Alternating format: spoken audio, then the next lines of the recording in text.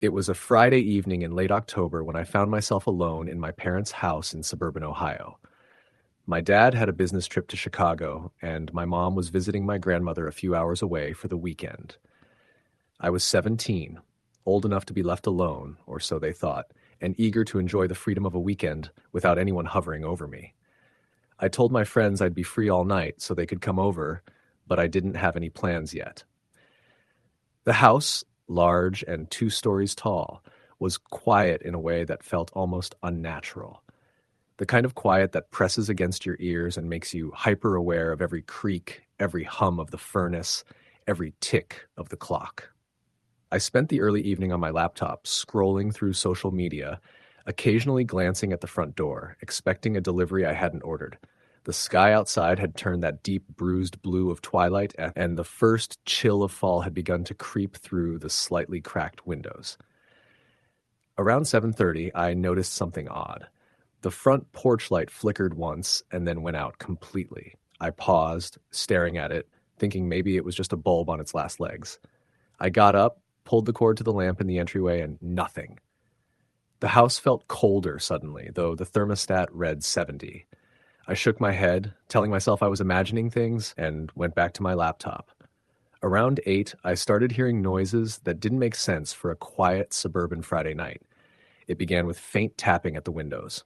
I froze, listening. It wasn't consistent, just occasional, like a branch brushing against the glass. But we didn't have any overhanging branches near the front windows. I got up and peeked out, trying not to breathe too loudly. Nothing. Just the empty street, the neatly trimmed lawns, and the shadows of neighboring houses.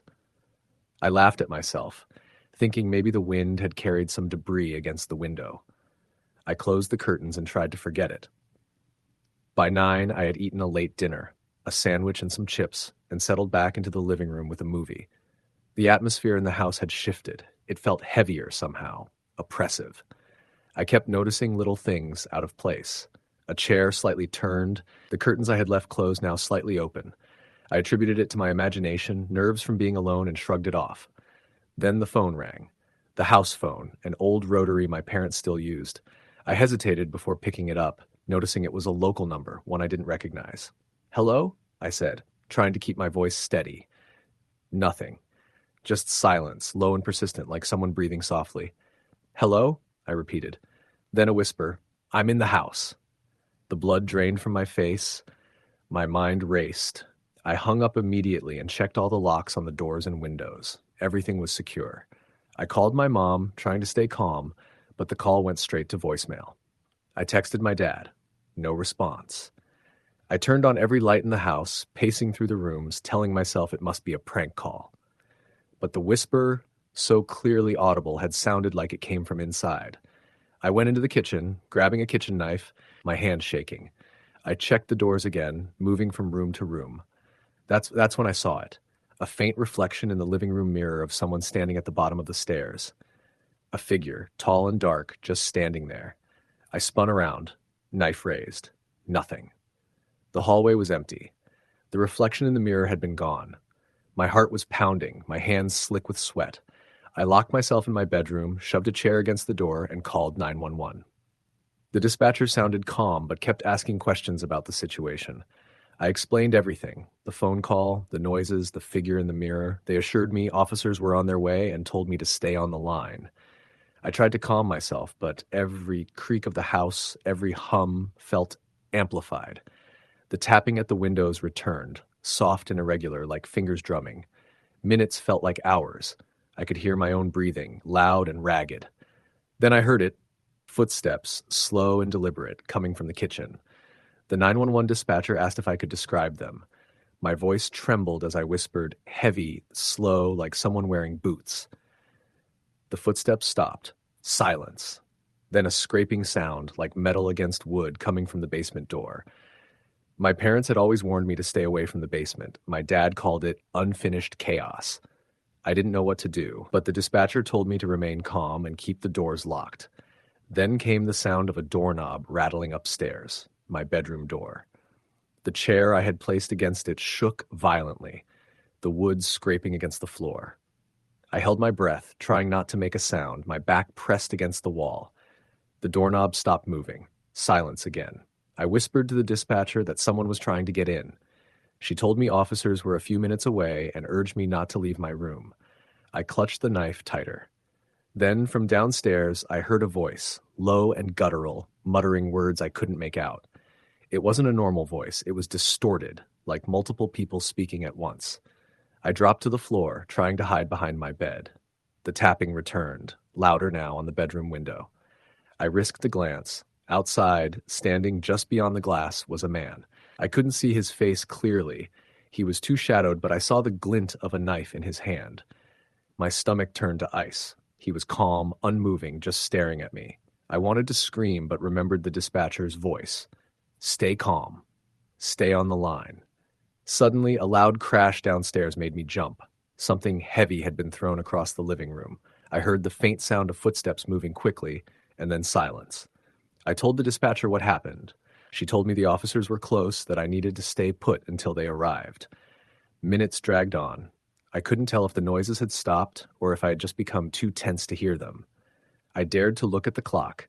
It had been 25 minutes since I called. The tapping returned, then the sound of the doorknob rattling again. I heard breathing outside my bedroom door. It wasn't soft anymore. It was loud, deliberate. Then I heard my front door open. The jangle of keys, the door creaking, a floorboard bending under weight. I pressed myself into the corner of my room, trying not to breathe. The dispatcher's voice was distant, calm, repeating, "Help is coming. Stay calm. Stay calm." I heard the intruder moving through the house, the sound of boots on the wooden floor, scraping, shuffling. My bedroom door rattled again. I gripped the knife with both hands, ready to defend myself. The intruder paused at the door, the sound of their breathing growing louder. I could hear them whispering, almost to themselves, words I couldn't make out. Then a sudden knock. Firm, 3 times. I flinched. "Police! Open up!" I froze, then shouted, "I'm in here!" The door rattled as officers pushed it open, weapons drawn. The man in my living room had vanished.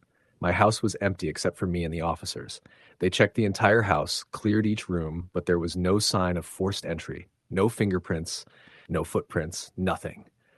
They stayed for a while, asking questions, taking notes. I couldn't stop shaking. The dispatcher stayed on the line until my parents returned early from their trips. When they arrived, my mom nearly collapsed in relief. The police later explained that nothing in the house had been disturbed beyond what I described. They suggested the caller might have been a prankster who had hung up quickly and that the noises I heard could have been the house settling. But I knew what I had seen. The figure in the mirror, the man outside my window, the footsteps and scraping sounds. I hadn't imagined it. I had never felt fear like that in my life. Even months later, I couldn't shake the feeling of being watched in that house. I avoided being alone there after dark. Every shadow seemed to stretch longer, every creak more menacing. My friends teased me about being paranoid, but they weren't the ones home alone that night, hearing whispers, seeing reflections of strangers in the mirrors, and feeling the pressure of someone moving just out of sight. Years later, I moved out and started living on my own. I thought I had left that fear behind. But every time I hear the faint tapping of something against glass, every time a shadow falls in an unusual way, I remember that night. The sound of footsteps, the distorted voice, the figure in the mirror. It all comes back. And I realize that home alone doesn't just mean physically alone. Sometimes it means being completely exposed to the unknown. The officers never found anyone. There were no leads, no suspects, no logical explanation. The person or whatever was gone. But I can still hear the whisper, faint and persistent, echoing in my memory, "I'm in the house." It's a reminder that sometimes, even in a familiar, safe place, you are never truly alone. Even now, years later, I check my locks twice, I leave lights on, and I never ignore the creaks or the shadows. Because I know what it's like to be home alone and to feel eyes on you when no one is supposed to be there. The fear never really goes away. It just hides in the corners, waiting for the right moment to remind you that you were never safe, not even in your own home. Story the end. It was the fall of 2013, and I was 19 years old, still living at my parents' house while taking classes at the community college nearby. They had gone on a weekend trip to North Carolina for my dad's cousin's wedding, and I had opted to stay behind. It wasn't the first time I'd been left in the house alone, but it was the first time they'd be gone for more than one night without me. I remember feeling a strange sense of freedom that Friday afternoon, knowing the whole two-story suburban house was mine for the weekend. The house sat on the edge of a quiet cul-de-sac in Virginia, with a small stretch of woods at the back of the property that led down to a creek. I'd grown up there, so the sounds of creaking wood, shifting pipes, and the occasional animal wandering close to the property never scared me much. But being alone in the silence of that house for days on end would turn out to be a completely different experience. I spent most of Friday night lounging around, watching movies, eating junk food, and playing video games. I stayed up late, the blue glow of the TV flickering across the living room as midnight rolled past. At one point, I muted the TV just because I thought I heard something upstairs, like the faint creak of a floorboard. I told myself it was just the house settling. It always did that when the temperature dropped at night. Still, it made me pause. I remember walking to the bottom of the staircase, staring into the darkness at the top and feeling this weird unease, like I wasn't supposed to go up there. I shook it off, telling myself not to act like a little kid, then went back to watching until I eventually passed out on the couch. The next morning was ordinary enough. I made coffee, checked my phone, and walked around the house. But when I went outside to grab the paper from the end of the driveway, I noticed something strange. The gate to our backyard fence was slightly open. My dad was obsessive about keeping it shut, especially because our dog, Max, who had passed away earlier that year, used to bolt out if it was left unlatched. I hadn't gone out back the night before, so it couldn't have been me. I shut the gate, a little uneasy, but trying not to overthink it. Most of Saturday went by quietly. I did some homework, microwaved leftovers, and scrolled through my phone. Around dusk, I decided to order a pizza. The delivery guy showed up just after 7, and I remember feeling relieved just to see another human face, even if it was for 30 seconds. I tipped him, shut the door, and set the box down on the kitchen counter. That's when I noticed the sliding glass door at the back of the house. It was unlocked. I was certain I hadn't touched it. My parents always locked it before they left, and I hadn't stepped into the backyard since shutting the gate earlier that morning. I locked it right away, trying to steady my nerves. Maybe my parents had forgotten, but I couldn't remember a single time they'd left it unlocked before going out of town. I didn't like the way it made me feel, like someone else had been in the house, or at least close enough to try the door. That night, I couldn't settle. I kept pausing the movie I was watching, straining my ears for noises. Every sound felt amplified. The hum of the refrigerator, the ticking of the wall clock, the faint rush of cars from the main road several blocks away. Around 11, I thought I heard something upstairs again, like slow, deliberate footsteps crossing the floor of the guest bedroom directly above the living room. I muted the TV instantly, holding my breath. The sound stopped. I sat there frozen, staring up at the ceiling, my heart hammering in my chest. After a long stretch of silence, I forced myself up, grabbed a flashlight from the drawer, and went upstairs. Room by room, I checked. My parents' bedroom was empty. The guest room was empty. My own bedroom was just as I'd left it. The closets were empty too. Nothing. I went back down, telling myself if it was just my imagination, maybe a raccoon on the roof or something. But I didn't sleep well.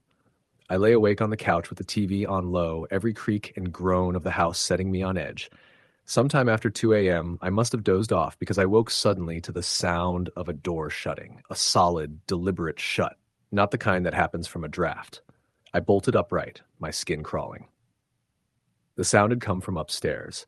I sat there in the dim glow of the TV, listening, straining. For a moment, nothing. Then, faintly, the sound of soft footsteps again, slow and steady, crossing from one side of the upstairs hallway to the other. I wanted to believe it was just the house again, but the sound was too distinct, too human. I didn't dare move. My phone was on the coffee table, and I slowly reached for it, not taking my eyes off the ceiling. I dialed my friend Alex, who lived just a few streets over. When he picked up, I whispered into the phone, telling him what I'd heard. He laughed at first, told me I was just psyching myself out. But when he realized I wasn't joking, his tone shifted. He offered to come by and crash at the house. While I was still on the phone, the footsteps started again, clear as day, someone walking slowly down the hallway upstairs. I froze. Alex heard the silence in my voice and asked me what was wrong. I whispered, "I hear it right now." That was enough for him. He said he was on his way. Those 10 minutes waiting for him to arrive felt like an eternity. The footsteps had stopped, but I didn't dare go upstairs again. I sat rigid on the couch, clutching the phone, staring at the staircase. When Alex finally knocked on the door, I nearly jumped out of my skin. I let him in and immediately felt a wave of relief. Together, we checked the entire house again. Every room, every closet, even the basement. Nothing. We stayed up until nearly dawn, playing video games to distract ourselves, and eventually both passed out in the living room. In the daylight, it all felt silly, like maybe I'd really just imagined it. But then we went outside to smoke on the back deck. That's when we saw it. In the dew on the glass of the sliding door, there was a handprint. A single, clear handprint smudged against the glass, larger than mine or Alex's. The print was on the outside, as if someone had pressed their hand there during the night, watching. Alex swore under his breath, his face pale. I think both of us realized at that moment that it hadn't been in my head. Someone had been there. Someone had been trying the doors. Someone had been upstairs. We called the police that morning. They came out, looked around, took a statement, but didn't find anything. No signs of forced entry, no footprints in the yard, nothing. One officer suggested maybe a neighbor had been drunk and wandered over, or that the handprint was older than we thought. They left without answers. My parents came home Sunday night, and I told them everything. My mom was freaked out, but my dad seemed skeptical, chalking it up to nerves and imagination. But I knew what I'd heard. I knew that handprint hadn't been there before. For weeks afterward, I couldn't sleep in that house without locking my bedroom door and keeping a baseball bat within reach. Every creak made me jump. Even now, years later, I still don't like being home alone for long stretches. Because the truth is, I don't know who was in the house that night or if they ever really left. Story, the end. It was a Friday evening in early November, and the wind outside rattled the windows of my small suburban home in Ohio. The streetlights flickered intermittently, as if they were aware of the storm rolling in. My parents had gone to a weekend retreat in Michigan, leaving me alone in the house for the first time in my life. I was 17, usually responsible, and honestly, a bit excited for the freedom of being home alone. My older sister, Megan, had warned me about keeping all doors locked, checking the windows, and not answering the door for anyone I didn't know, but I felt like I could handle it. The first few hours passed normally.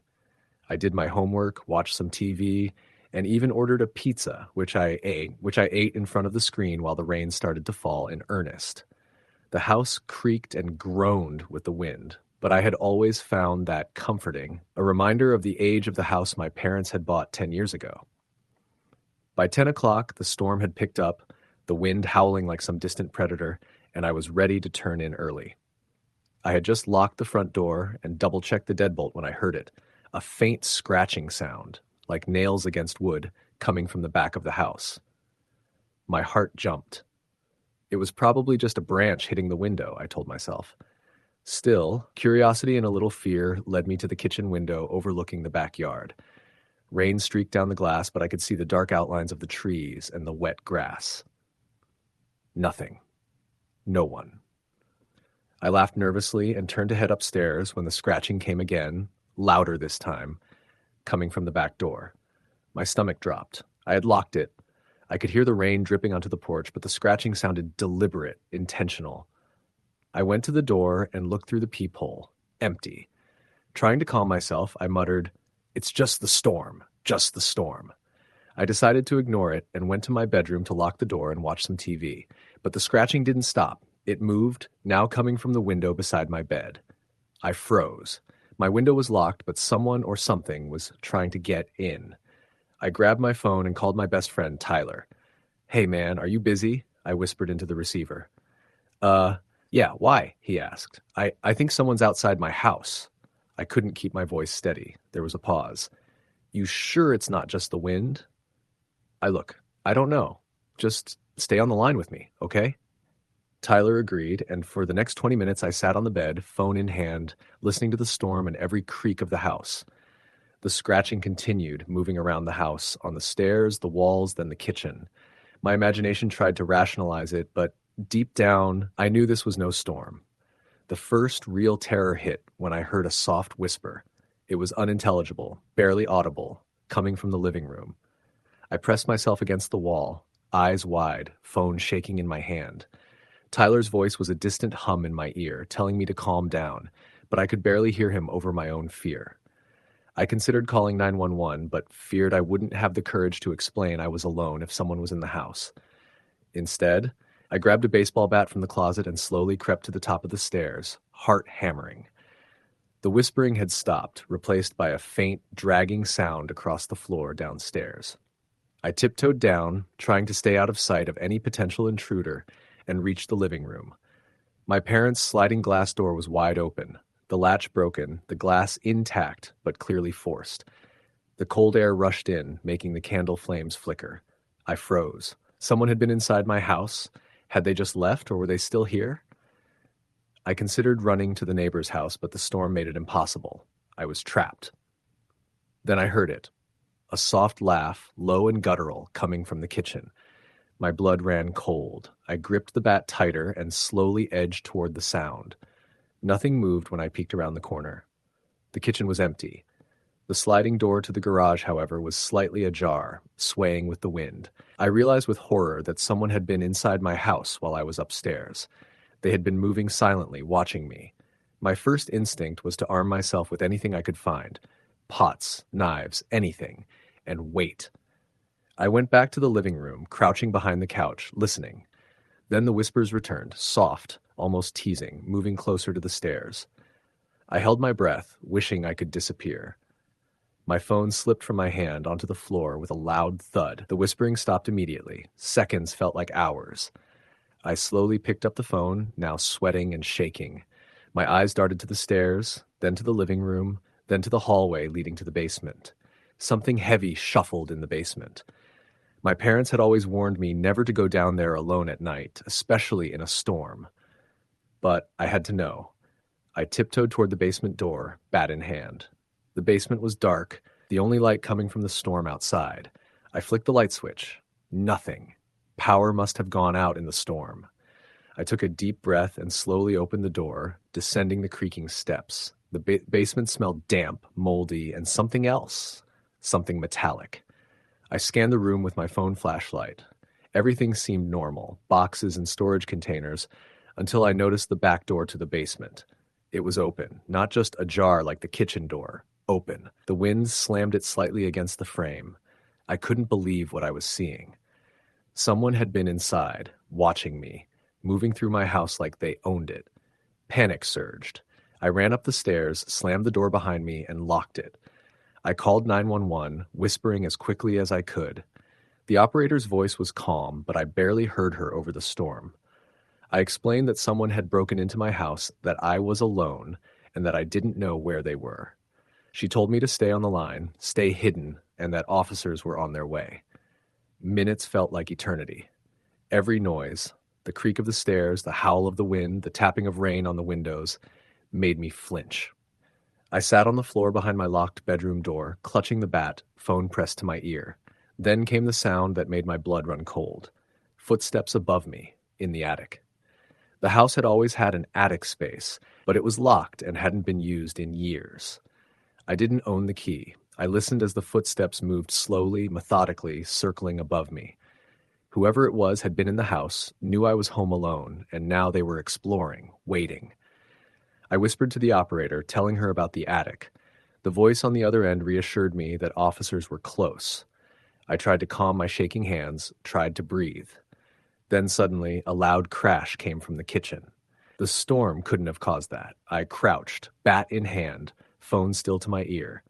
Then came the sound of glass breaking, followed by a soft dragging, like something or someone was moving toward the stairs. I pressed my back against the wall, wishing I could disappear. The operator told me officers were outside now. I heard car doors slam and footsteps approaching the house. The intruder must have realized they were trapped, The steps on the attic floor above me became frantic, then heavy, then suddenly silent. I held my breath, waiting until finally I heard the sound of someone running into the woods behind the house. Within minutes, police officers were inside, guns drawn, sweeping the house. They found footprints leading from the sliding glass door in the living room to the back door in the basement, then disappearing into the woods. Nothing was taken. Nothing was damaged except the doors. It was as if the intruder had come in just to terrorize me. The officers told me this wasn't the first time this had happened in the area. A man, recently released from prison, had been known to stalk homes, especially when people were alone. He would sometimes enter, move around silently, and leave without taking anything, just to instill fear. I never felt the same about being home alone again. Every storm, every creak in the house brought back that night. My parents installed security cameras, motion sensors, and I even slept with my bedroom door locked from the inside after that. But the memory of someone moving through my home, just out of sight, whispering, laughing, stepping above me in the attic, stayed with me. Even now, I check the locks twice, sometimes 3 times before I go to bed. I still have nightmares about the whispering, the dragging, the intruder just waiting, just watching. And I know in the dark of night, especially during a storm, that he could come back. The thought makes every shadow in the house feel alive, every sound amplified. It's been years, but I still can't bring myself to stay home alone. Friends often tease me, call me paranoid. But after that night, I don't care. I know what it feels like to be completely alone in your own home, to hear someone moving through your space with no way to stop them. The fear isn't something you shake off. It lingers, settles in your bones, and reminds you that sometimes the worst monsters aren't imaginary. They are real, and they know exactly where you live. Story the end. It started like any ordinary Friday evening in the suburbs of Ohio. My parents were supposed to be out of town for a work event in Cleveland, and I had the house to myself. I was 15 at the time, a bit old to be left home alone, but still young enough that the idea of complete freedom thrilled me. My parents made me promise to be responsible, lock the doors, don't answer the phone if I don't know the number, and absolutely no inviting friends over. I nodded along, but deep down I was just excited to binge watch movies and order pizza without anyone judging my choices. Around 6 in the evening, after my parents had left, I made myself a sandwich and turned on the TV. The sky had already started to darken, the sun disappearing behind the distant tree line, leaving the neighborhood in that eerie twilight that always seems too quiet. The street was empty, quiet enough that I could hear my own footsteps echo in the house. I tried not to think about it too much. My parents had left me here hundreds of times before. Nothing had ever happened. By 8 o'clock, I was scrolling through my phone when I noticed a notification from a number I didn't recognize. It was a text, just one line. "Why are you home alone?" My heart skipped a beat. It had the wrong area code too, which made it feel even more ominous. I hesitated, then typed back, "Who is this?" There was no reply. I shrugged it off and locked my phone, trying to convince myself it was just a wrong number. An hour later, I was in the kitchen heating up leftovers when I heard a faint scratching at the back door. It was soft, barely audible, but definitely there. I froze, holding the plate in my hands, staring at the door. The kitchen looked into the backyard through a sliding glass door. The lights from inside reflected on the glass, making it hard to see outside, but I thought I saw a shadow move. My pulse quickened. Probably just a branch, I told myself. But deep down, I didn't believe it. I decided to check the locks. All were secure. Still, I couldn't shake the feeling that someone, or something, was watching. I went back to the living room, flicking on every light, trying to make the house feel less empty, less vulnerable. I laughed at myself nervously. I had watched enough horror movies to know that panic made things worse, but I couldn't ignore the gnawing sensation in the pit of my stomach. At 10 o'clock, I was lying on the couch with a blanket, scrolling on my phone to distract myself. That's when I heard it again, this time at the front door. It wasn't a scratch, but a soft, deliberate knock. One knock, then a pause, then another. I froze, staring at the door, trying to convince myself it was just some neighbor who got the wrong house. I didn't have to open it. I could call the police, but for some stupid reason I didn't. I told myself I'd wait it out. The knock stopped, but I couldn't shake the feeling that someone was in the house. I went to check the windows, pulling the curtains tighter, but everything looked normal. My dog, Buddy, usually calm and lazy, was pacing in the living room, growling low. That made my skin crawl. He had never behaved that way before. I tried to distract him, tossing a toy, but he wouldn't settle. Then at around midnight, I heard the first real noise from inside the house. Footsteps. Slow, deliberate, coming from the basement. My basement door had a simple latch, and it was closed. I had locked it earlier, but the latch was now slightly ajar. My heart was racing, my mind screaming for me to call 911, but I couldn't. My parents were out of town, my phone was in the living room. Every instinct told me not to go down there, but curiosity and terror made me move. I grabbed the baseball bat I kept by the door for emergencies and slowly descended the stairs. The basement was dark, the single bulb above the washer and dryer flickering. The smell of damp concrete filled the air. Nothing moved. My heart pounded in my chest. I scanned the room with the bat raised, shaking slightly. That's when I saw it. Footprints. Muddy footprints leading from the back door into the basement. They were small, like someone's shoes, and fresh. I bolted upstairs and slammed the door behind me. My hands were shaking so badly I could barely dial 911. When I finally got through, I whispered to the operator, barely able to get the words out. She assured me help was on the way and told me to stay in a locked room until the police arrived. I chose my bedroom, locked the door, and waited. Every creak of the house made me flinch. I kept hearing whispers, almost like someone was murmuring just outside my door. I couldn't tell what they were saying. The police arrived within minutes, though it felt like hours. They swept the house, but found no one. The basement door was still ajar, the muddy footprints gone, as if whoever or whatever had been there disappeared into thin air. They advised me to stay with a neighbor until my parents returned. The next day, my parents called from Cleveland. I tried to explain, but the words sounded ridiculous even to me. It's probably just some kids, my dad said, or maybe an animal got in somehow. But I knew it wasn't. Something had been in my house. I could still feel it. That night, I stayed at a friend's house, but I couldn't sleep. I kept thinking about the shadow at the back door, the knock at the front, the footsteps in the basement. I had never felt so exposed, so violated in my own home. I tried to tell myself it was a one-time thing, a fluke, but the feeling never went away.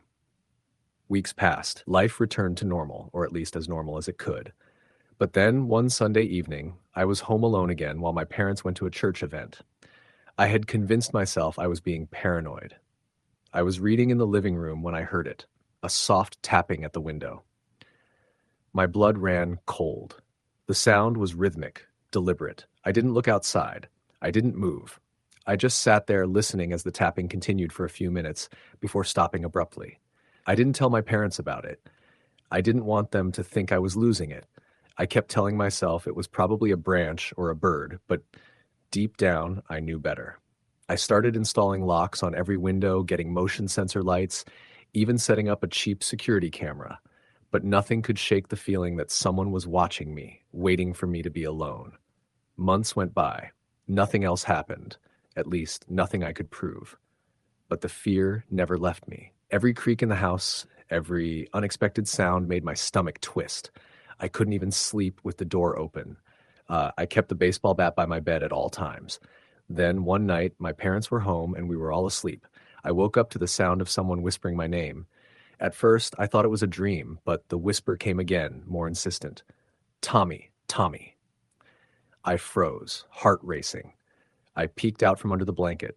The bedroom door was slightly open. I never leave it open. I got up slowly, inching toward the door. The hallway was dark. Everything was quiet. Too quiet. I grabbed my phone and turned on the flashlight. Nothing. No one was there. I ran to the living room, waking my parents. They found nothing, of course. No footprints, no signs of forced entry, nothing. But I knew. I had felt it before. That presence, that awareness of being watched, never really left. I moved out when I turned 18. I tried to put the memories behind me, but even now, years later, I feel that same cold, creeping dread whenever I'm home alone. Sometimes I still hear soft knocks at night or footsteps that stop when I turn around. And sometimes, just as I'm drifting off to sleep, I think I see a shadow moving past the windows, outside, just beyond reach. Something that knows when I'm alone. Something that's always waiting. I've learned to be careful. Locks, alarms, cameras. Nothing can bring back the feeling of complete vulnerability that first night alone. And I know deep down that the first time wasn't a mistake or a coincidence. Whoever or whatever came into my house that night, they'll be back. I can feel it because some things don't leave and some things never stop watching. Story the end. It was a late November afternoon when my parents dropped me off at home after running errands. I was 16 at the time, and I had been left home alone more than a few times. Usually, it wasn't a big deal. My parents trusted me, and I was used to the quiet. But that day, something felt off the moment the car pulled away.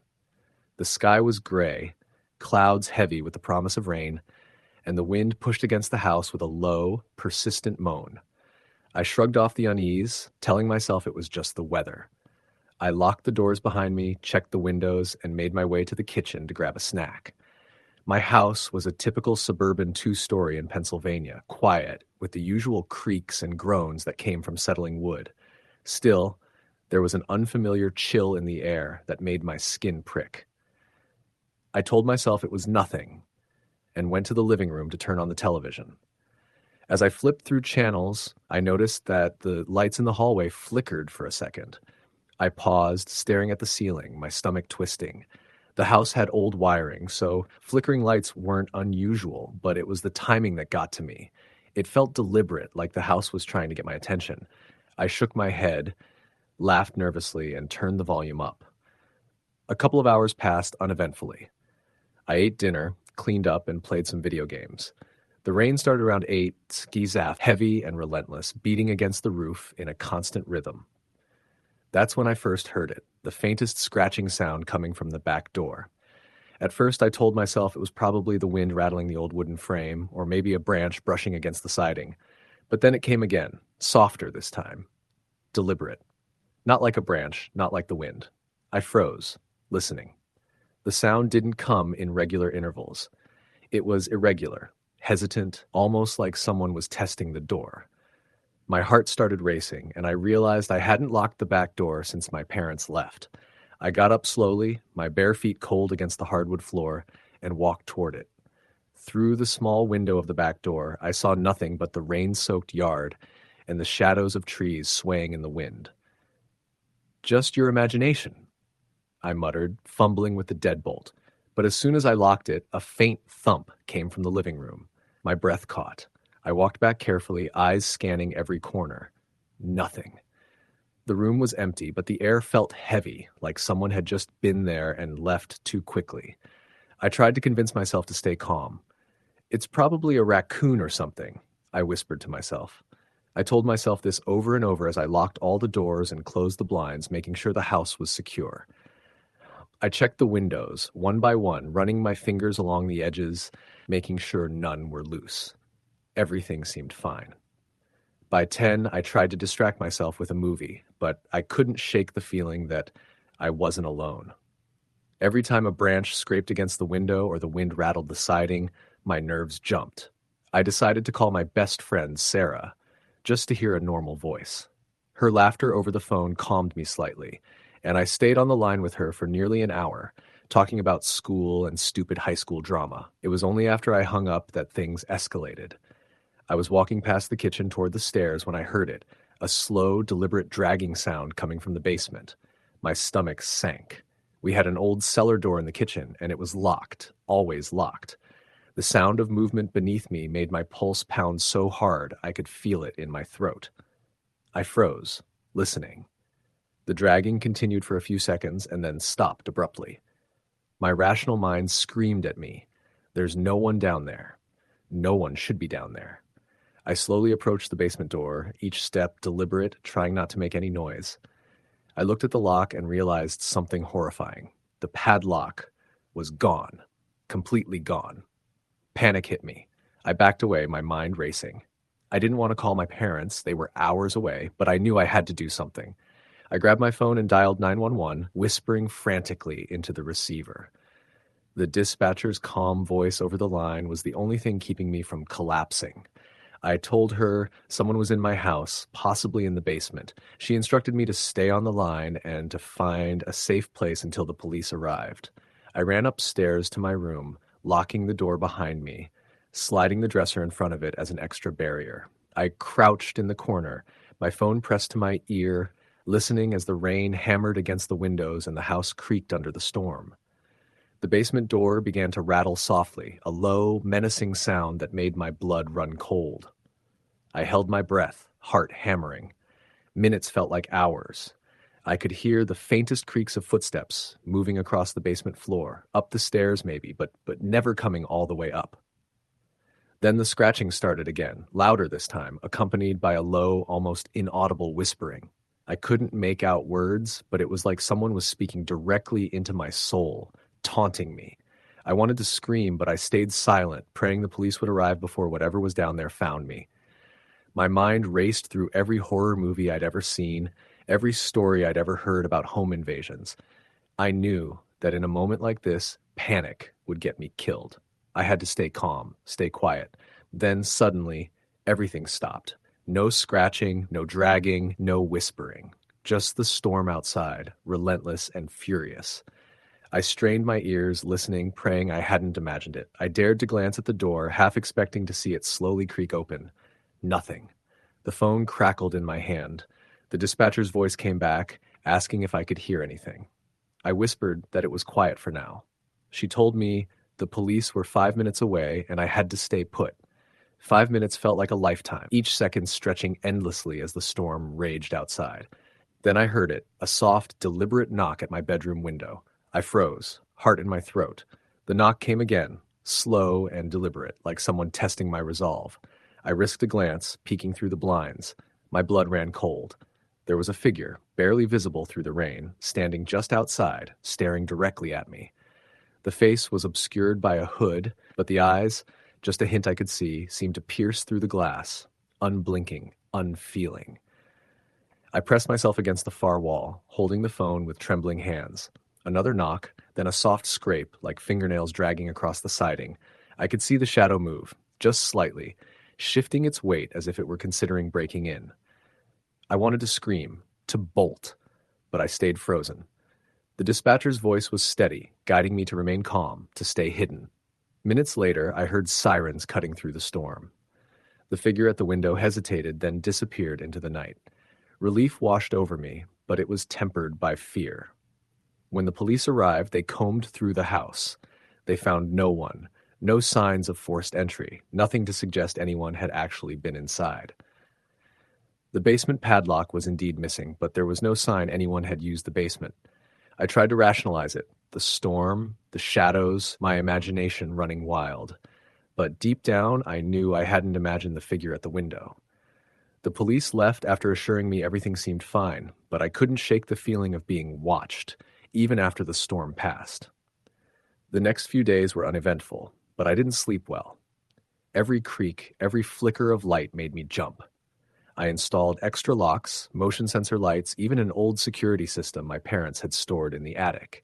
Nothing felt like it could protect me from whatever had been in my house that night.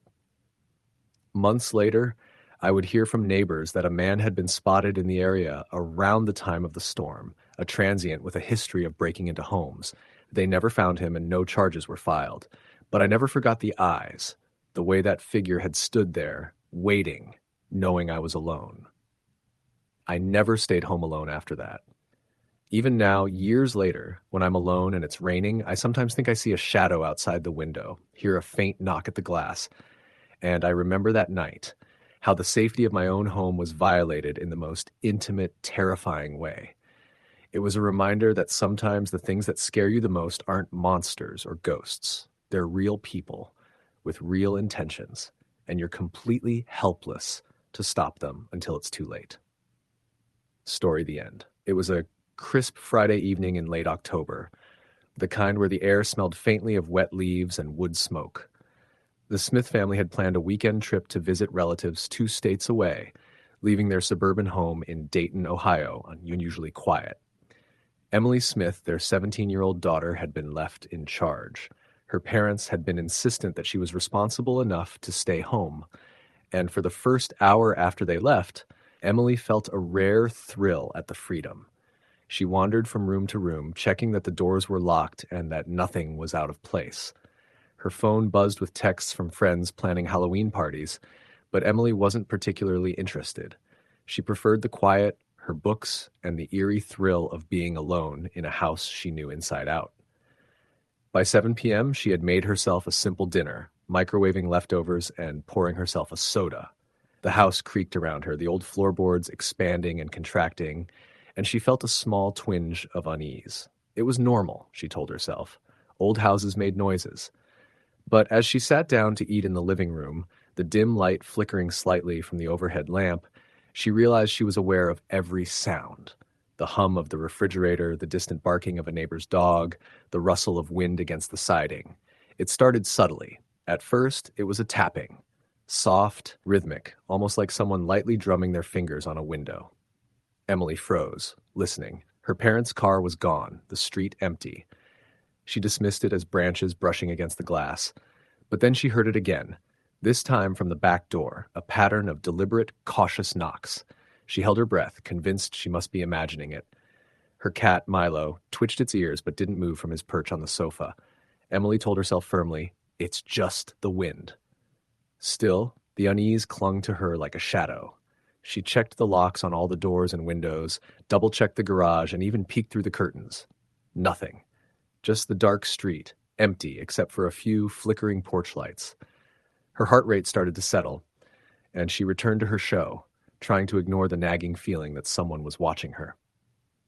Around 8:30 p.m., Emily's phone buzzed. A text from an unknown number. "Hey, Emily." She frowned. She didn't recognize the number. Thinking it might be a wrong text, she ignored it. Minutes later, another came. "Why are you home alone?" Her pulse quickened. She typed back, "Who is this?" No response. Then her phone rang. The screen flashed the same unknown number. Emily's instincts screamed at her not to answer, but curiosity edged her hand toward the phone. She picked it up. A voice, low and distorted, came through. "I see you." Then silence. Her hands shook as she hung up, and she ran to lock the door again, checking that the deadbolt clicked.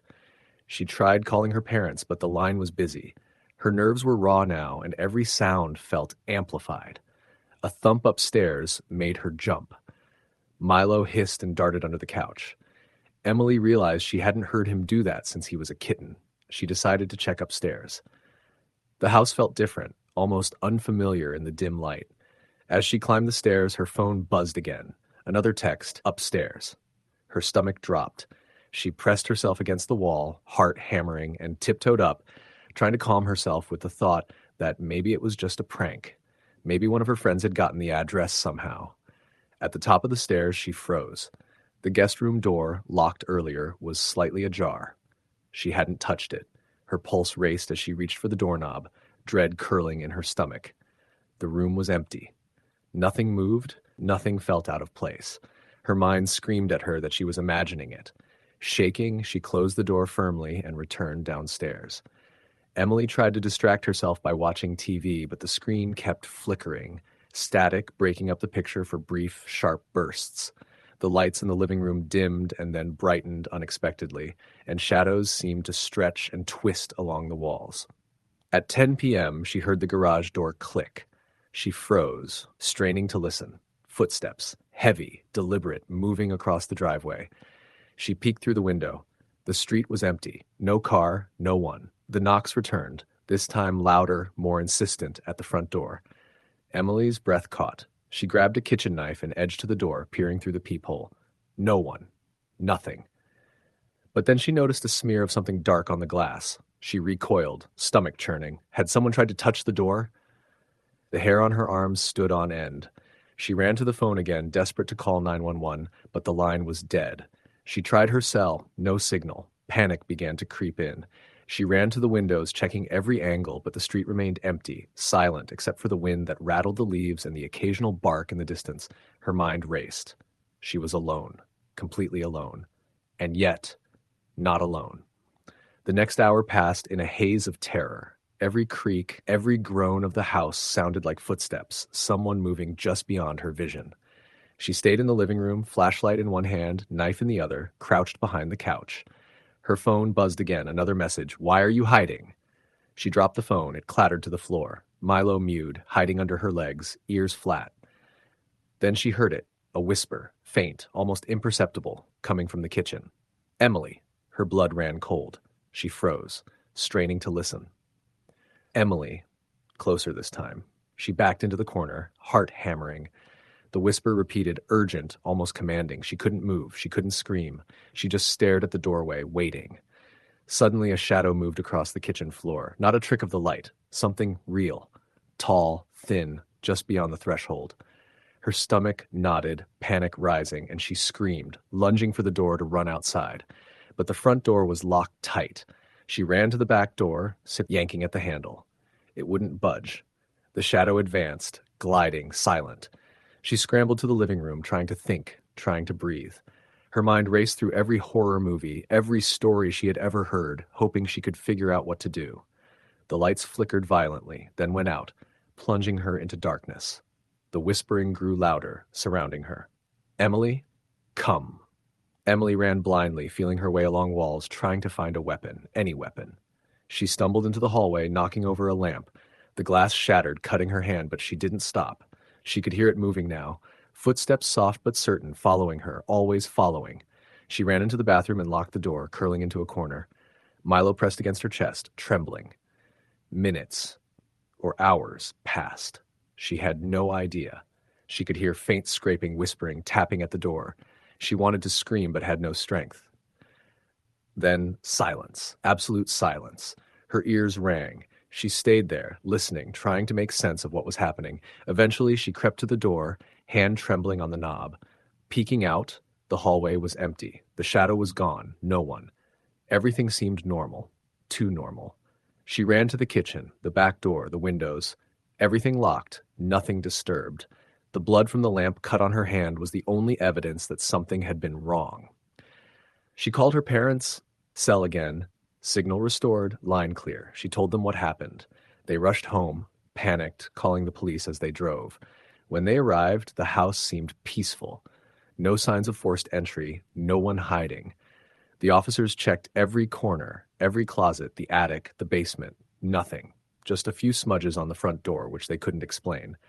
Emily was shaking uncontrollably, insisting she hadn't imagined anything. The police left, advising her to stay somewhere else for the night.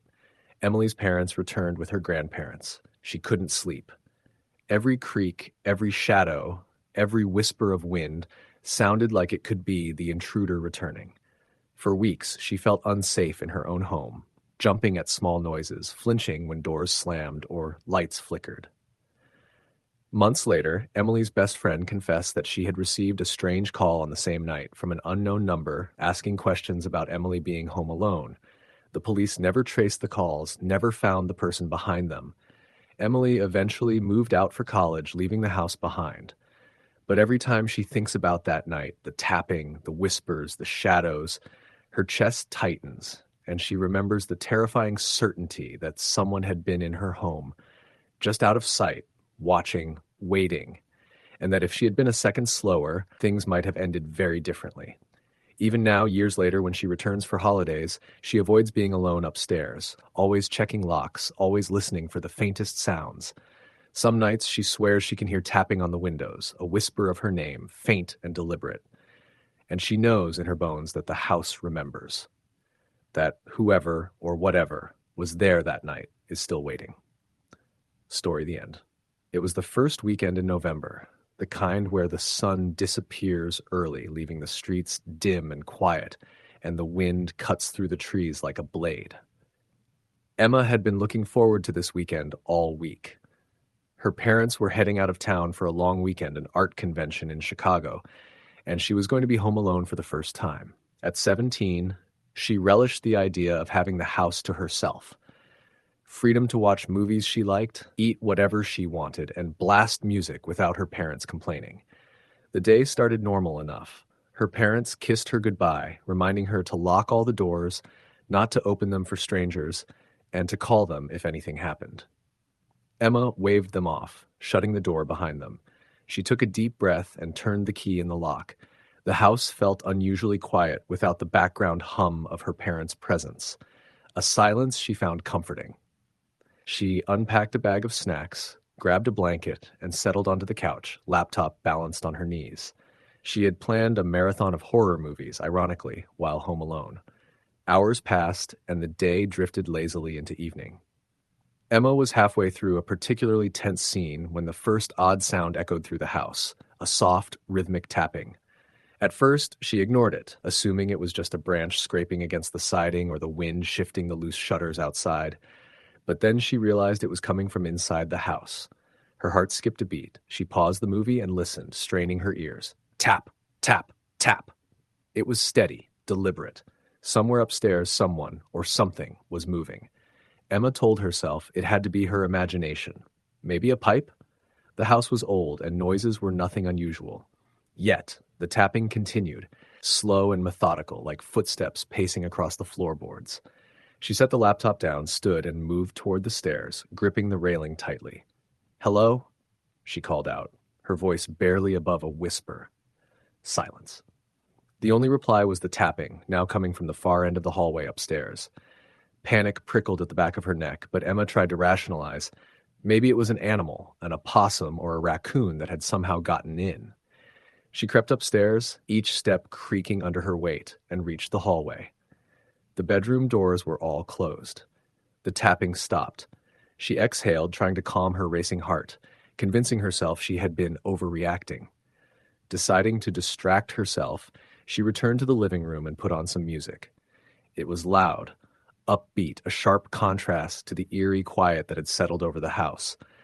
But no amount of music could fully drown out the feeling that she was being watched. She shook the thought off and returned to her movie, telling herself she was just tired, letting her imagination play tricks on her. Night fell, and with it a heavy darkness that seemed to press against the windows. Around 10 o'clock, Emma heard it again, a slow, deliberate knock on the front door. Her stomach tightened. She wasn't expecting anyone, and she hadn't heard the doorbell. Maybe it was the wind. The knock came again, louder this time. She froze. It was different from the random tapping she had heard earlier. This was methodical, purposeful, almost taunting. Emma walked toward the door slowly, peeking through the peephole. No one. Nothing. Just the empty porch, swaying slightly in the wind.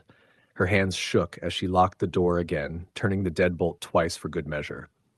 She considered calling her parents, but her phone was upstairs charging.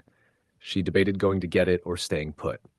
Something in her gut told her to stay away from the door, to not draw attention to herself. She crouched behind the couch, clutching the blanket like armor. The knocks came again, each one slower, echoing in the hollow space of the house, making her skin crawl. Then came the sound of the back door opening. Emma froze, holding her breath. She could hear it, the slow slide of the lock, the door handle turning. She didn't dare move. She whispered, "Go away, please go away." But the sound didn't stop. She wanted to run, to scream, but her body refused to obey. Her mind raced through worst-case scenarios, every horror movie she had ever watched replaying in vivid, terrifying detail. Suddenly, the music from her laptop cut out.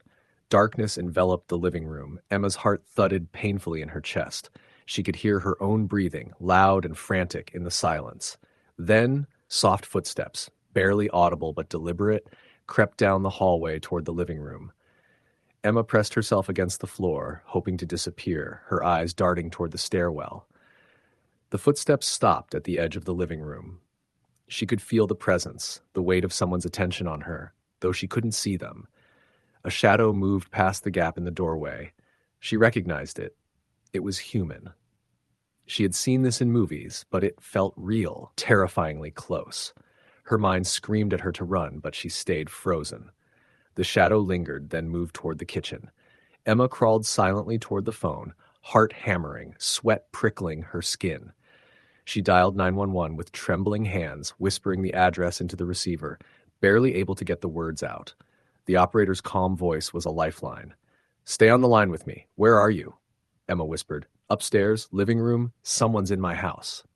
Footsteps returned, closer this time, moving toward the stairs. The operator's voice instructed her to hide and stay quiet.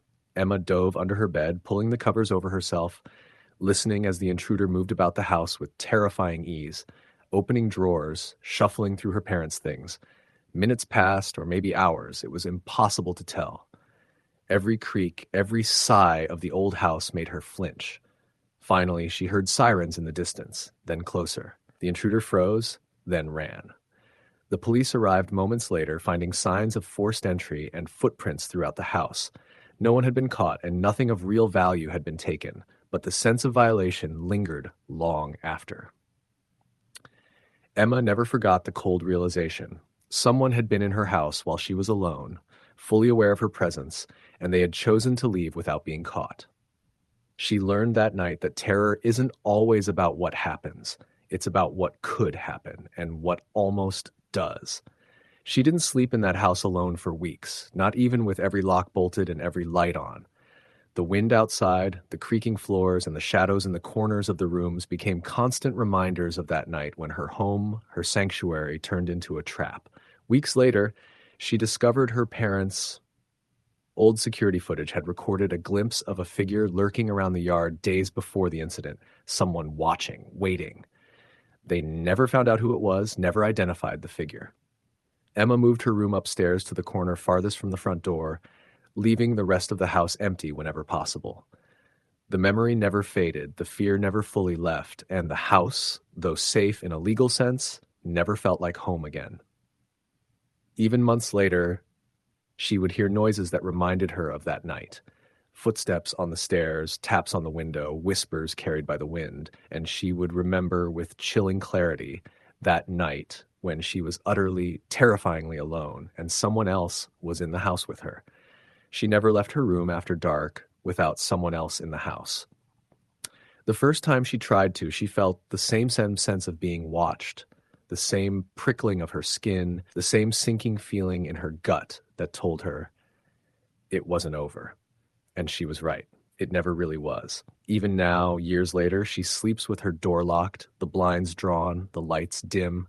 She keeps a baseball bat under her bed and her phone at her side. And every time the wind taps against the window in the early hours, she remembers and shivers and whispers, "Not again. Not tonight." The house she grew up in, once a place of comfort, laughter, and warmth, had turned into something she could never escape entirely. The fear had seeped into the walls, into the air, and into her. The intruder may have vanished that night, but the shadow of that presence remained, lingering in corners, in the darkness, always watching, always waiting, just like it had on that first night when she was home alone. Story the end. It was a Friday evening in late October when I found myself alone in my parents' house for the first time. They had planned a last-minute weekend getaway to visit my grandparents a few states away, and I had begged to stay behind. I was 17, considered responsible enough to handle myself, and I wanted the freedom, my own space, my own rules. I'd been home alone before, of course, but only for a few hours or overnight. This time, it would be a full 2 days. I remember thinking it was going to be perfect. Pizza, video games, horror movies, and nobody to nag me about cleaning my room or taking out the trash. The day started like any other. I went to school, came home, unpacked my backpack, and checked my phone obsessively, waiting for my parents' text confirming they were on the road. I locked all the doors and windows, double-checked the back gate, and even unplugged some unnecessary appliances because I had read somewhere that it was safer during storms or break-ins. That evening, the sky was overcast and there was a chill in the air. A storm was moving in, and it brought with it an uneasy tension I couldn't shake off. Around 7, I settled into the living room with a bag of chips, a soda, and a horror movie queued up. The wind outside was picking up, rattling the trees and making the shutters groan. I remember laughing at how cliché it all felt, the perfect setup for a horror movie scenario. The first hour passed without incident, the storm outside intensifying, making the power flicker occasionally. I didn't think much of it. Then, around 9, I heard a sound from the kitchen. It was faint at first, a soft thump, almost like something falling. I paused the movie and listened. Silence. I told myself it was the wind, that the old house always made noises during storms. But then, a few minutes later, I heard it again. This time, it was more distinct. A slow, deliberate thumping, like someone was walking inside the house. My heart started racing, but I reasoned that maybe I'd left something precariously on the counter, and the vibrations from the storm caused it to fall. I got up, slowly, flashlight in hand, and walked to the kitchen. Nothing. Just a couple of overturned cans in the pantry. I must have knocked them over earlier and forgot. I went back to the living room and tried to calm down. I told myself I was overreacting, that I was letting the storm and my imagination get to me. But then I noticed the back door. It was locked, yes, but the deadbolt seemed slightly askew, as if it had been jiggled. My stomach sank. I rushed over and double-checked it. Locked, secure. Still, a gnawing fear had settled in my chest. I told myself again it was fine, just the wind. By 11, the storm was in full swing. Rain battered the windows, lightning flashed, and thunder shook the house.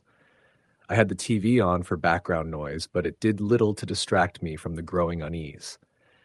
I was scrolling through my phone when I heard it again. The sound of footsteps, slow and deliberate, coming from the hallway leading to the bedrooms. My first instinct was to call my parents, but I realized they were hours away. I didn't know if I should call 911 yet. I couldn't tell if it was someone in the house or just my nerves. I grabbed a kitchen knife from the drawer and crept toward the hallway, flashlight in hand. The beam of light cut through the darkness, illuminating the walls, the doors, everything familiar. Nothing. No one. I leaned against the wall, trying to calm myself, when I heard it. A whisper. So faint, I almost didn't catch it, coming from the direction of the stairs. My name. Alex. My blood ran cold. I froze, listening. The sound didn't come again. I backed into the living room, my hands trembling, and locked myself in there. I tried to convince myself to stay put until morning. Maybe it was a burglar who had come in and left when they realized no one was home. Maybe it was the wind again. I tried to watch another movie, but the storm outside was relentless, and every sound made me jump. Around 1 a.m, I heard a loud crash upstairs, like something heavy had been thrown against the wall. My instincts screamed at me to leave, to call 911, but I was frozen in fear. I remembered the attic. Our house had an attic access in the hallway, a small pull-down ladder that usually stayed locked. I never went up there alone. But now, curiosity and terror forced me to check.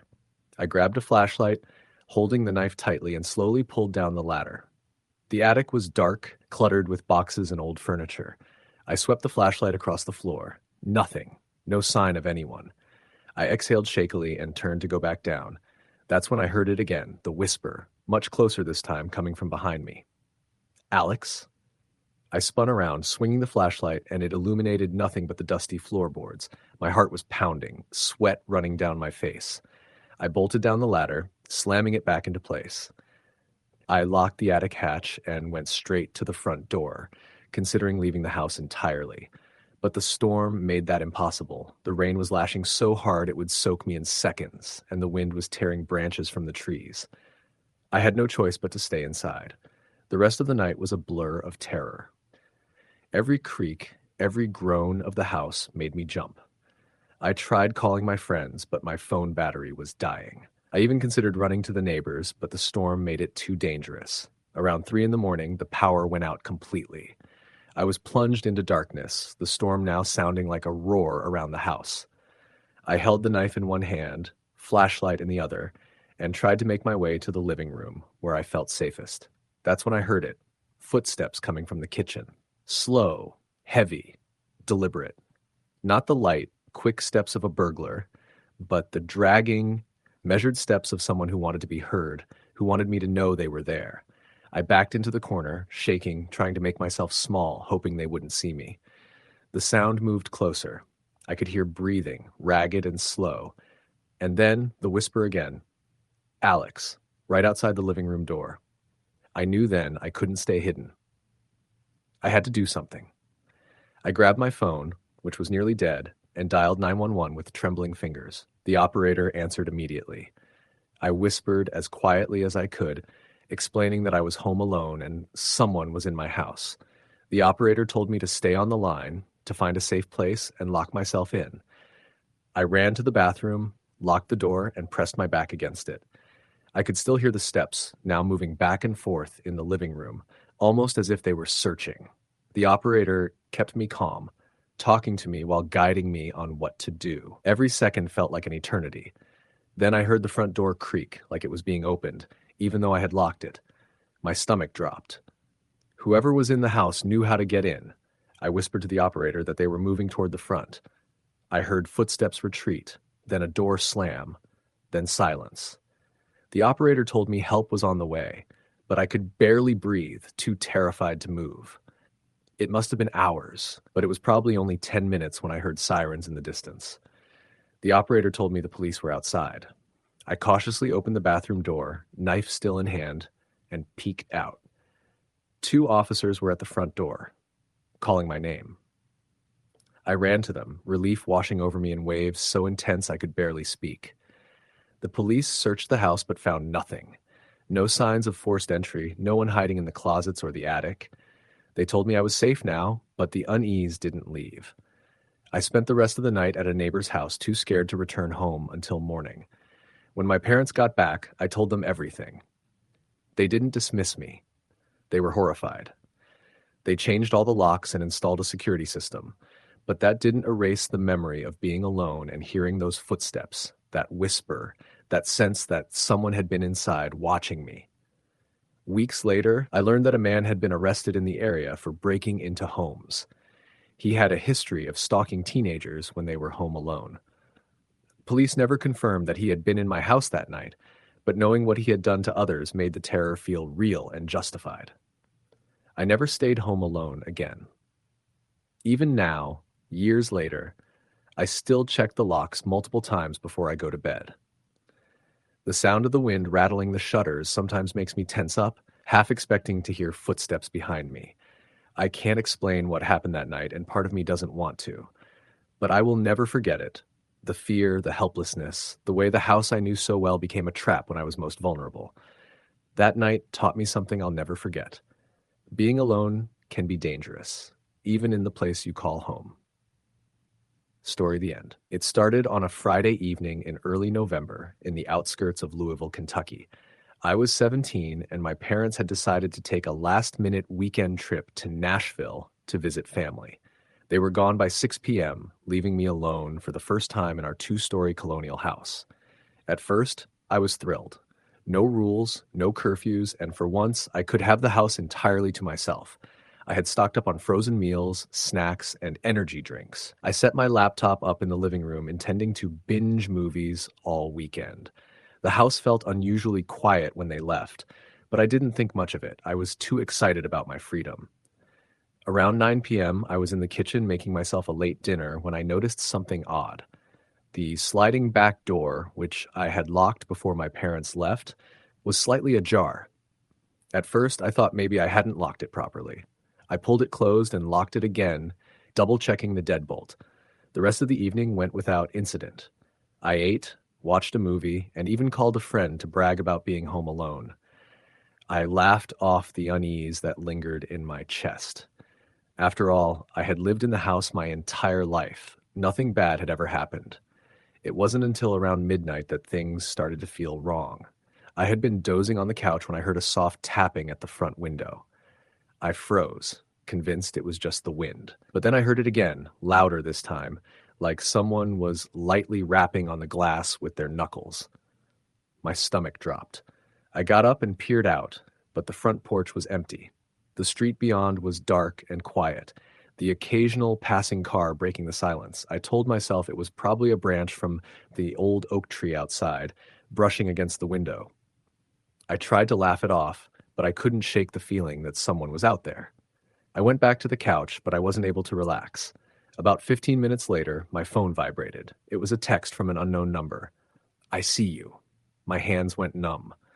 I reread it several times, convinced I was hallucinating. But the text stayed the same, chillingly simple and direct. I called my parents, but they didn't answer. My friend was asleep. I debated calling the police, but I didn't want to overreact. I tried to ignore it, but the unease turned into dread, knotting my stomach into something tight and painful. The tapping started again, this time from the back door. I crept upstairs to get my baseball bat from my closet. Every floorboard groaned beneath me, sounding like footsteps in the silence of the house. I reached the sliding door and froze. There were muddy footprints leading from the deck into the backyard, large ones far too big to belong to a neighbor or even a teenager. And then I noticed the glass. There were streaks, like someone had pressed their hands against it. My heart pounded so hard I thought it might burst. I ran back upstairs, locked myself in my bedroom, and called 911. The dispatcher was calm, telling me to stay put and not confront anyone. I could hear the faintest creaks of the floorboards downstairs, moving slowly, deliberately. The operator told me officers were on the way. I wanted to believe I was safe, but every fiber of my body screamed that I wasn't. When the police arrived, they found nothing. The doors were locked, windows secured, no sign of forced entry. They tried to reassure me that maybe I had just imagined it, but I couldn't. The footprints outside, the streaks on the glass, they were real. The next night, I tried to stay calm. I locked every door, double-checked every window, and left the lights on. But around 11 p.m., there was a knock at the front door. Slow, deliberate, almost taunting. I peeked through the peephole and saw a man standing there, hooded and silent, his face obscured. I slammed the door shut and called 911 again. When the police arrived, he was gone. They said he may have been someone casing the neighborhood, but I knew it was more than that. Over the following nights, things escalated. Footsteps upstairs when I was home alone, doors that I remembered locking wide open in the morning, objects moved from their places. I started hearing whispers, soft and distant, sometimes my name, sometimes just indistinct murmurs. I would lie awake in bed, clutching my bat, hearing the wind outside, the house settling, but also something else, something deliberate. One night, I woke up to a shadow moving across the hallway outside my bedroom. I froze, unable to breathe. The figure lingered there for what felt like an eternity, then vanished. My bedroom door was locked, but I could swear I heard the handle jiggle, the doorknob rattling softly. I screamed, and the sound seemed to wake nothing. No footsteps retreated, no one ran away. Just silence. By the third night, I was completely on edge. I barely slept, barely ate. Every creak of the floorboards, every sigh of the wind made me flinch. Around 1:30 a.m., I heard it, a slow, dragging sound coming from the kitchen. I grabbed my bat and crept down the stairs, my chest pounding. The kitchen was empty, but the back door, locked just hours earlier, was wide open. A cold draft carried the smell of damp earth and something else, something metallic. My stomach churned. The front doorbell rang, a single urgent ding. I didn't move. I didn't even breathe. The police came again.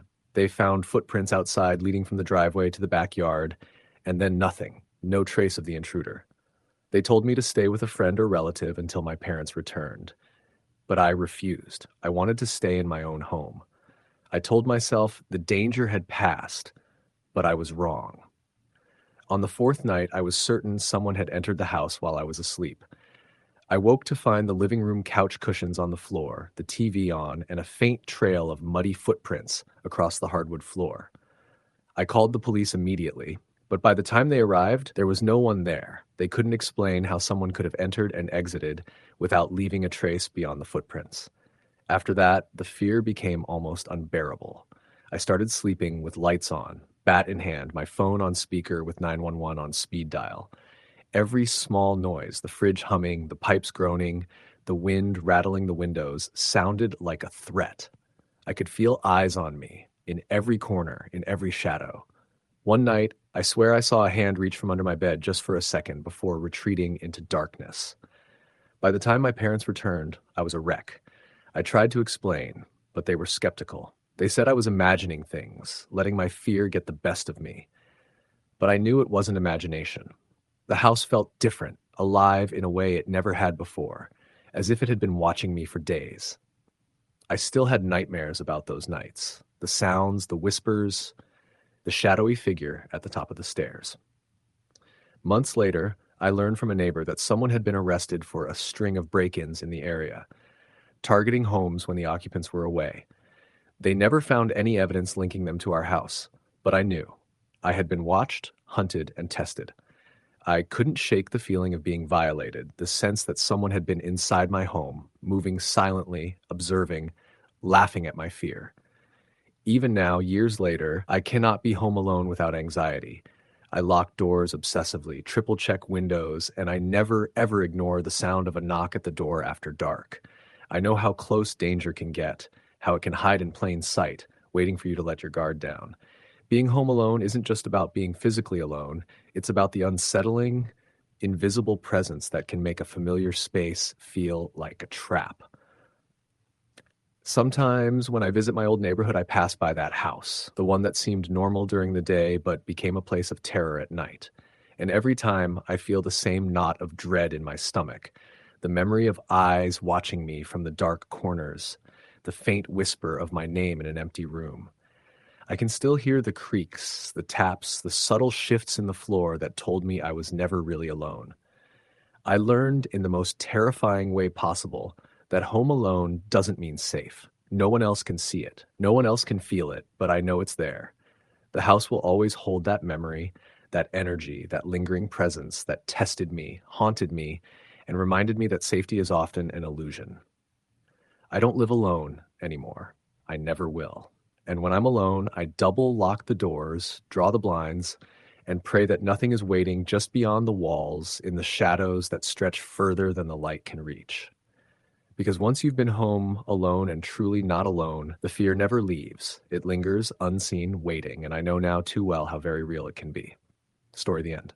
It was late October in suburban Ohio, the kind of night where the wind howled through the trees, carrying the faint smell of wet leaves and smoke from distant chimneys.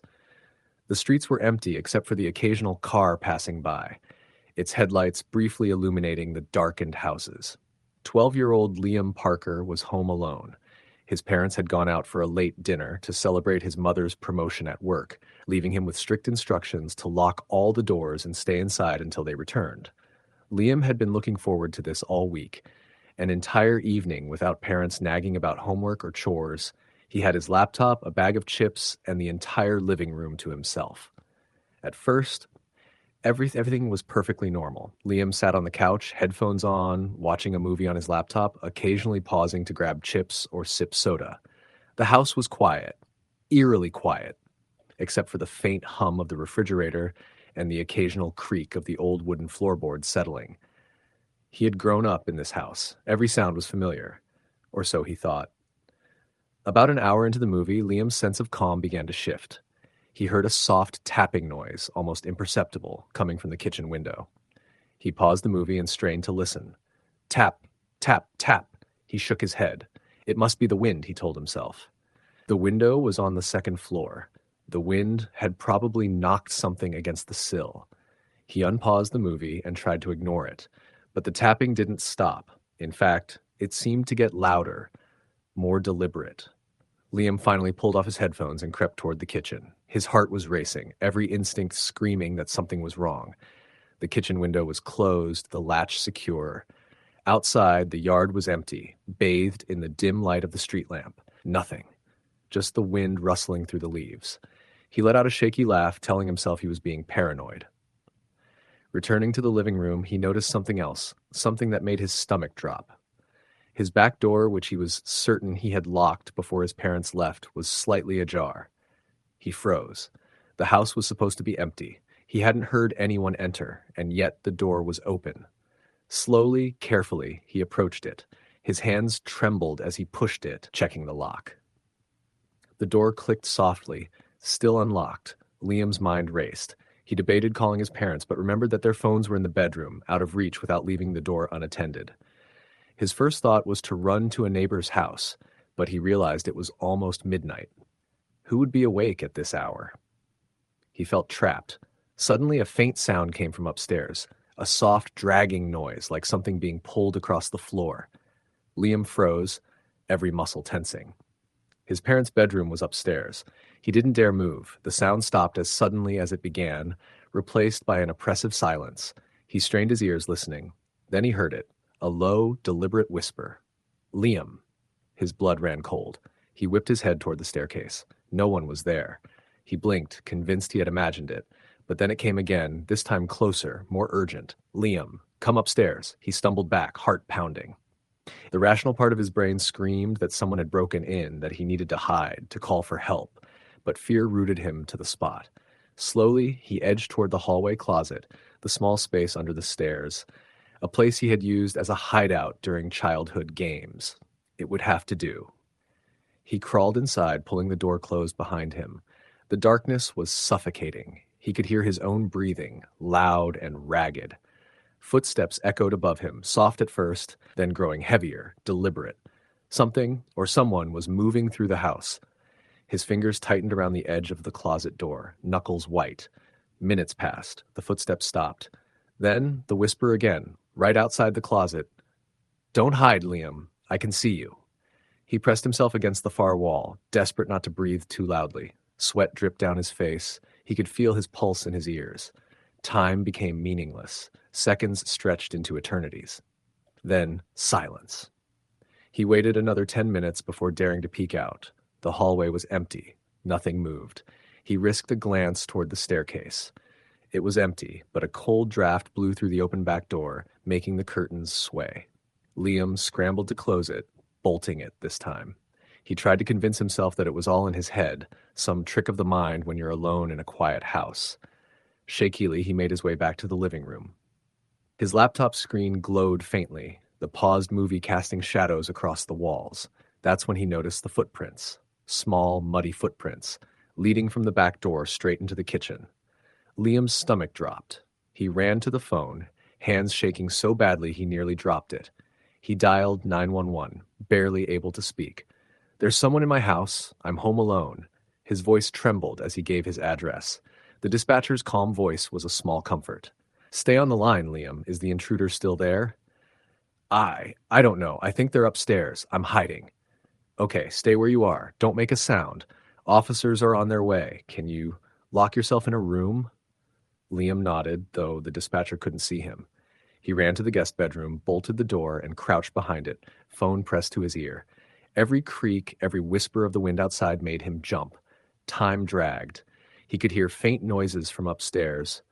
Footsteps, something dragging across the floor, a door creaking open, then slamming shut. He could even hear breathing, slow, deliberate, almost amused. Finally, headlights appeared outside. The sound of police cars approaching was the most beautiful sound Liam had ever heard. He threw open the window, waving frantically. The officers rushed in, guns drawn. They found nothing immediately. The house appeared empty. Windows were intact, nothing stolen. But the officers noticed the back door. It had been unlocked and slightly ajar, the lock showing signs of tampering. They scoured the house, but no one was found. Liam's parents arrived shortly after, panic etched on their faces. They were horrified to learn what had happened. The police filed a report, checked the neighborhood, but no suspects were found. Liam couldn't sleep that night, the memory of whispers and footsteps replaying in his mind. For weeks afterward, he noticed strange things. Objects slightly moved, doors left ajar, the faint tapping on windows at night. He would sometimes hear his name whispered when he was alone, but every time he checked, no one was there. Months passed. The house was quiet again, or at least as quiet as a suburban home could be. Liam tried to move on, to convince himself it had all been a combination of imagination and adrenaline. But one night, nearly a year later, he came home from school to an empty house. His parents were running errands, leaving him alone for a few hours. He set his backpack down, walked into the living room, and froze. On the coffee table was a note, written in smudged black ink. "Welcome back, Liam." The handwriting was unfamiliar, jagged, almost childlike. His hands shook as he dropped the note. He ran to the phone, dialing 911 again, but the line was dead, not even a dial tone. Then, from upstairs, a door creaked open slowly. Liam. It was the same voice, the same low whisper, almost familiar now. He wanted to run, to flee the house, but the front door wouldn't budge. It was locked from the outside. Footsteps descended the stairs slowly, deliberately. Liam backed into the corner of the living room, heart hammering in his chest. The shadows seemed to stretch and shift, forming shapes that shouldn't exist. A figure emerged at the top of the staircase, tall, thin, featureless except for the deep, black void where its eyes should have been. It smiled. "Don't be afraid, Liam. I've been waiting for you." The air grew icy. Liam tried to scream, but no sound came out. The figure began descending the stairs, each step echoing like a drumbeat in the silent house. Liam scrambled, looking for something, anything, to defend himself. He grabbed a heavy lamp from the table, swinging it blindly as the figure approached. The lamp passed right through it, shattering against the wall. The figure stopped, tilting its head as if amused. Then it whispered, almost tenderly, "You can't leave. Not yet." And with that, it vanished, leaving Liam alone in the broken, silent living room. He never told anyone what he saw that night. Not the police, not his parents. Every time he was home alone, he felt the same cold presence, the same whisper of his name. And he knew deep down that it wasn't going anywhere. Years later, Liam would still check the locks 3 times, never leave the back door unlocked, and always make sure he wasn't alone for too long. Because he knew that one night, if he wasn't careful, the figure would return. And this time, it might not let him hide. Story the end. It was a Friday evening in late October when I first realized my parents were going to be gone for the weekend. They had planned a last-minute trip to visit some relatives in New York, leaving me, an 18-year-old college student, alone in our house in suburban Pennsylvania. My little brother had already gone to a weekend soccer tournament with his friends, so the house would be completely empty except for me. At first, the idea was thrilling. I could eat whatever I wanted, stay up all night playing video games, and watch whatever movies I pleased without anyone nagging me. But as the sun dipped below the horizon and the shadows in the house grew longer, the excitement began to ebb into a subtle, gnawing unease. The first thing that struck me as odd was how quiet the neighborhood had become. Usually, the evening was alive with the sounds of kids playing, dogs barking, and the faint hum of cars passing by. But that Friday night, there was nothing. The wind rustled through the autumn leaves, but beyond that, the world felt muted, like someone had turned down the volume on reality. I shrugged it off, telling myself I was just being paranoid.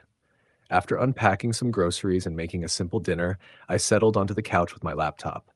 I had just started a new horror series online and was fully immersed when I heard it. The distinct sound of someone knocking on the front door.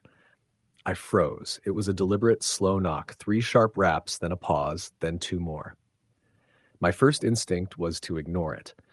My parents had stressed over the years about not opening the door for strangers. And besides, I was alone. I peeked through the small window beside the door, expecting to see a delivery driver or some neighbor. But the porch was empty. I stepped outside, the wooden steps creaking beneath my feet, and looked around. Nothing. No car, no person, not even a stray animal. Just the empty street bathed in the dull yellow of the streetlights. Shrugging nervously, I went back inside and locked the door. I convinced myself it was probably just the wind or a branch tapping against the doorframe. But then I heard it again, this time from the back door. Slow, deliberate knocks, echoing in the kitchen where I was sitting. My heart started to race. I grabbed my phone and dialed my parents, but it went straight to voicemail. I tried calling my neighbors, but their phones were off. Panic began to settle in, but I tried to keep calm. I knew I had to check, had to make sure no one was inside the house. Armed with a baseball bat, I walked quietly from room to room, each creaking floorboard making my pulse spike. Nothing seemed out of place. Every door was locked, every window closed. I finally convinced myself it was just a prank or a hallucination brought on by being alone. By midnight, I had calmed down enough to crawl into bed, but sleep didn't come easy. Every creak of the house, every whisper of wind against the windows, set my nerves on edge. Around 2 a.m., I was jolted awake by a low thumping noise from the basement. My parents' house had always had a slightly spooky basement, unfinished, dark and filled with old furniture and boxes, but it had never given me much trouble before. I tried to rationalize the noise. It was probably the house settling or a rodent scuttling around. But the sound continued, slow and deliberate, moving rhythmically, as if someone or something was walking across the basement floor. I gripped the bat tighter and inched toward the basement door. The moment my hand touched the knob, the thumping stopped. Silence. I debated calling 911, but something inside me hesitated. Part of me thought I'd look foolish if it turned out to be nothing. Another part, a deeper, more instinctual part, told me that calling might provoke whoever, or whatever, was down there. I waited for what felt like hours, my ears straining for any hint of movement. When nothing happened, I eventually returned to bed, leaving the light in the hallway on. The next morning, I tried to shake off the fear. The sun streaming through the windows made everything look normal, mundane even.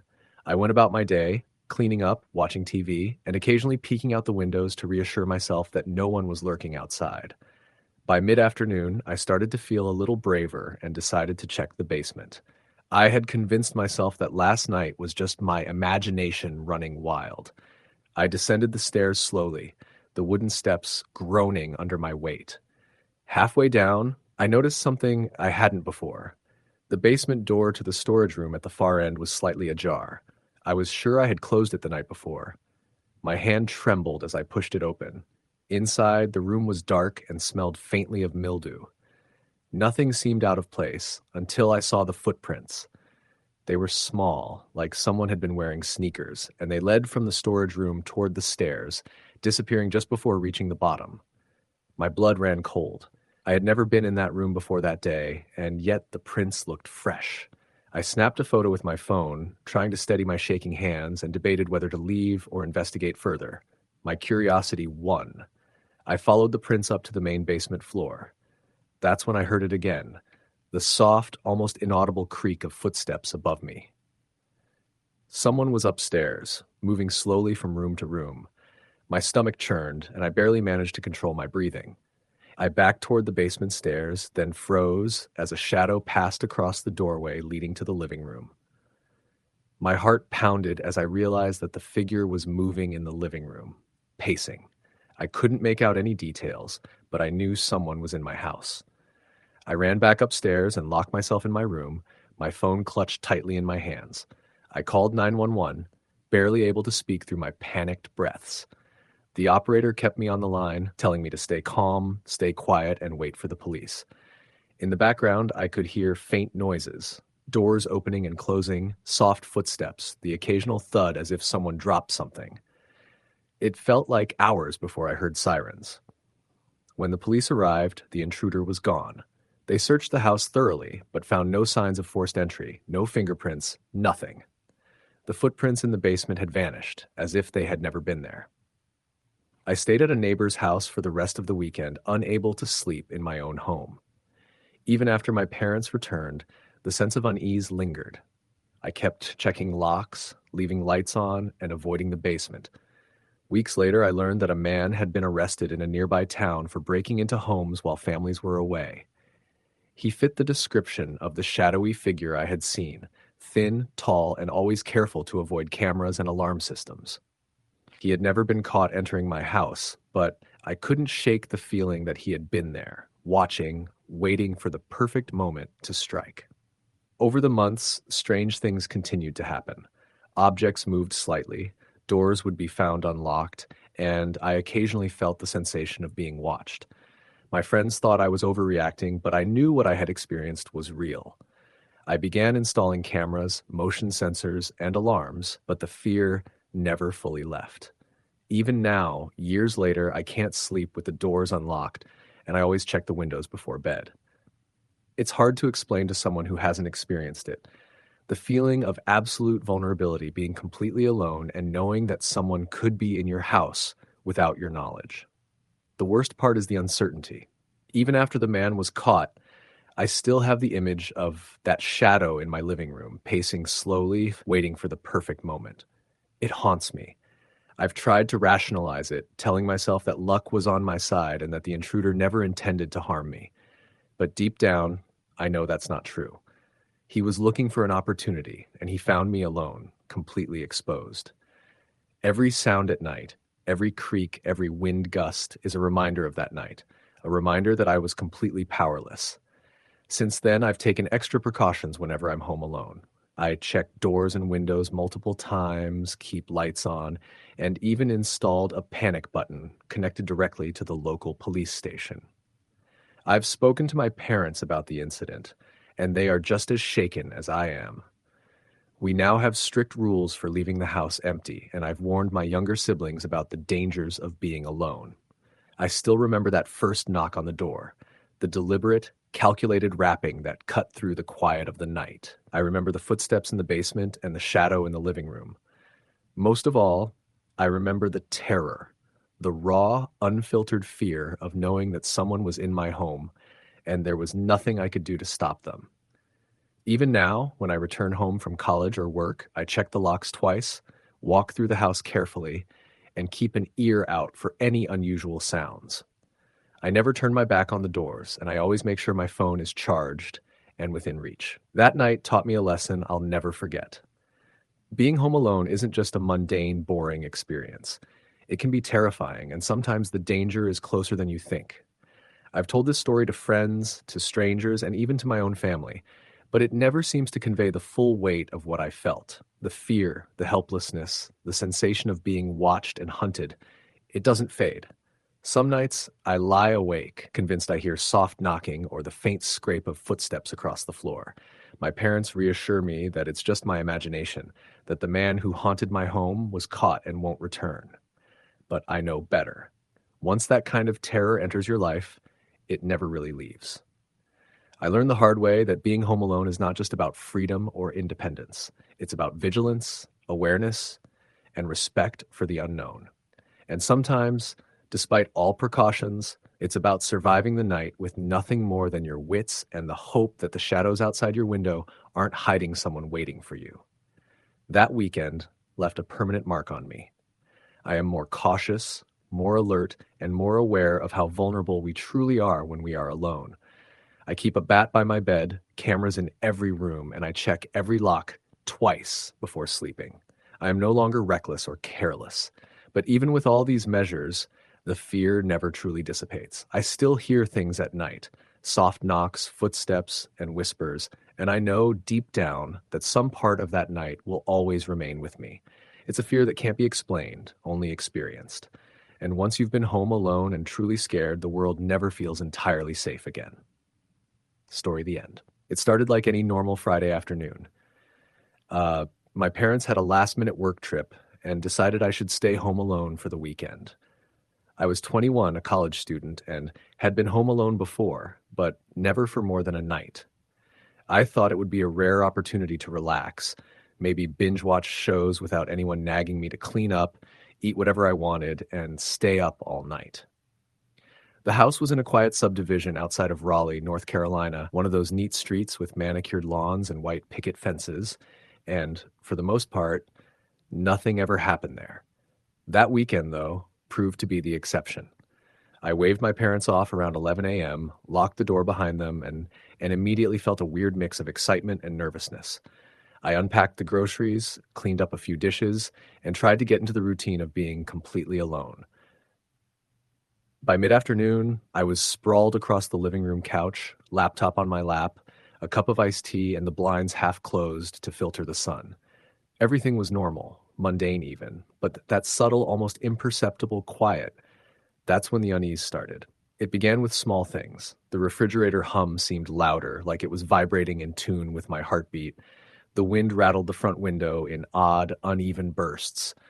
I told myself I was just overthinking, that I'd never noticed these sounds before because the house was never completely empty. Still, I felt a nagging tension I couldn't shake. That night, around 11:30 p.m., I was scrolling through my phone when I heard the first unmistakable sound. A slow, deliberate creak from upstairs. It sounded like someone walking across the hall above the living room. I froze, staring at the ceiling. My first instinct was to dismiss it. Old houses creak. But this wasn't just a random creak, it had rhythm. Step, step, step, and then silence.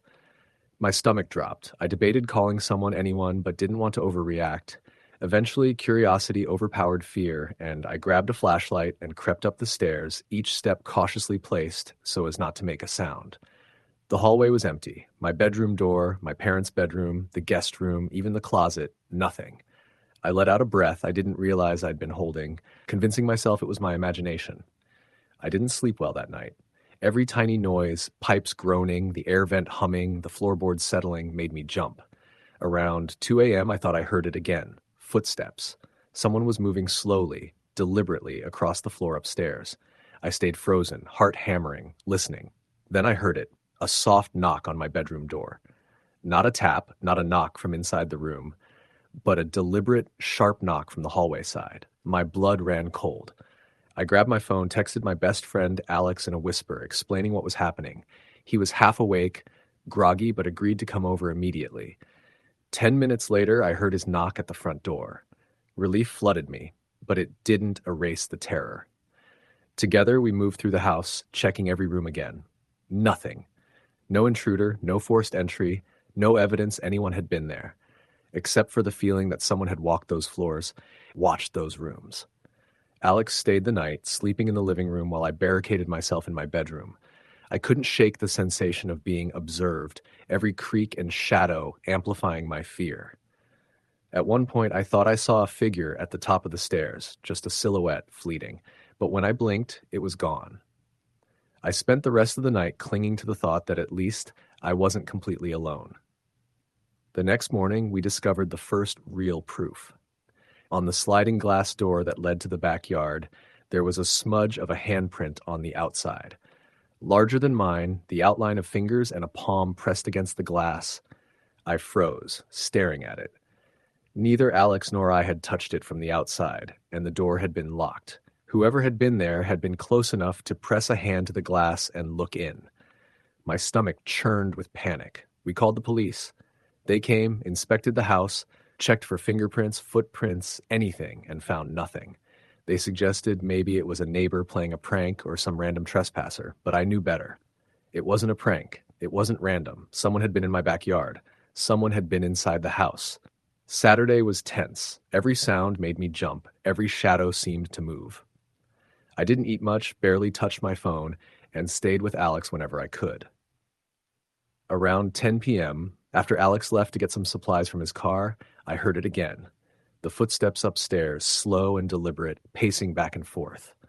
I pressed my back against the wall, gripping the baseball bat my dad kept near the living room. My phone was dead. I hadn't charged it, and my parents were hundreds of miles away. Then the doorknob of the living room door rattled. I froze. My mind raced with scenarios. Intruder, prankster, dangerous. I whispered into the air, as if talking would make sense. Who's there? No answer. The rattling stopped. I slowly moved toward the door, bat raised, ready to swing. But no one was there. Just the empty hallway. I spent the rest of the night locked in my bedroom. Sleep didn't come, only a grinding fear that someone had been moving in my house when I wasn't looking. When my parents returned Sunday night, I told them everything. My mom was horrified. My dad skeptical but worried. They called the local police again, and this time installed a full security system with cameras and motion sensors. They also replaced the locks and triple-checked every door and window.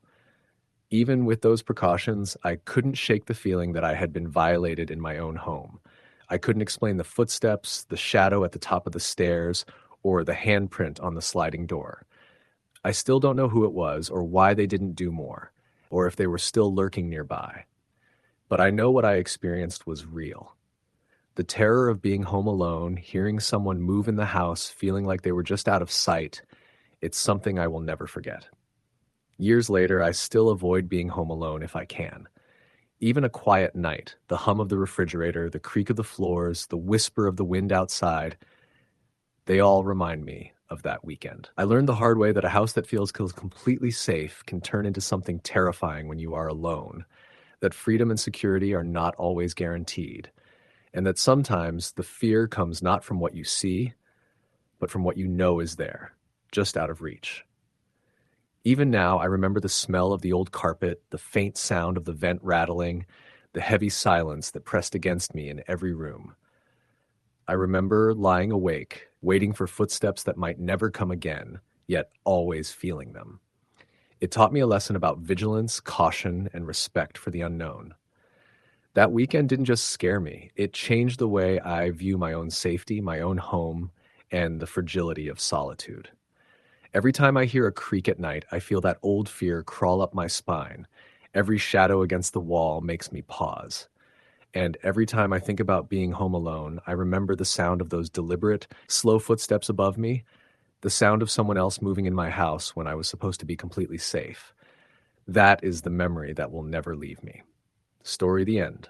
It started like any other Friday night in the suburbs of Dayton, Ohio. The kind of evening where everything feels quiet, almost too quiet. My parents had left for a weekend trip to visit my aunt in Cincinnati, leaving me alone in our 2-story house at 16 years old. I was thrilled at first. No curfews, no rules, no one to tell me what to do. My friends had plans of their own, so I was fine staying home by myself. I had snacks, my laptop, and a stack of horror movies lined up. It seemed like the perfect setup for a weekend of freedom. I remember that first night vividly. It was early October, the leaves turning orange and brown, rustling in the wind outside. The house, though familiar, felt eerily silent without my parents' constant presence. I made dinner for myself, a frozen pizza, and plopped onto the couch, letting the TV's flickering light wash over the living room. The neighborhood was quiet, just the occasional car passing by, which was normal. But as I settled in, I noticed the front door. A heavy old wood door with a brass knob was slightly ajar. I could have sworn I locked it before my parents left, but I shrugged it off.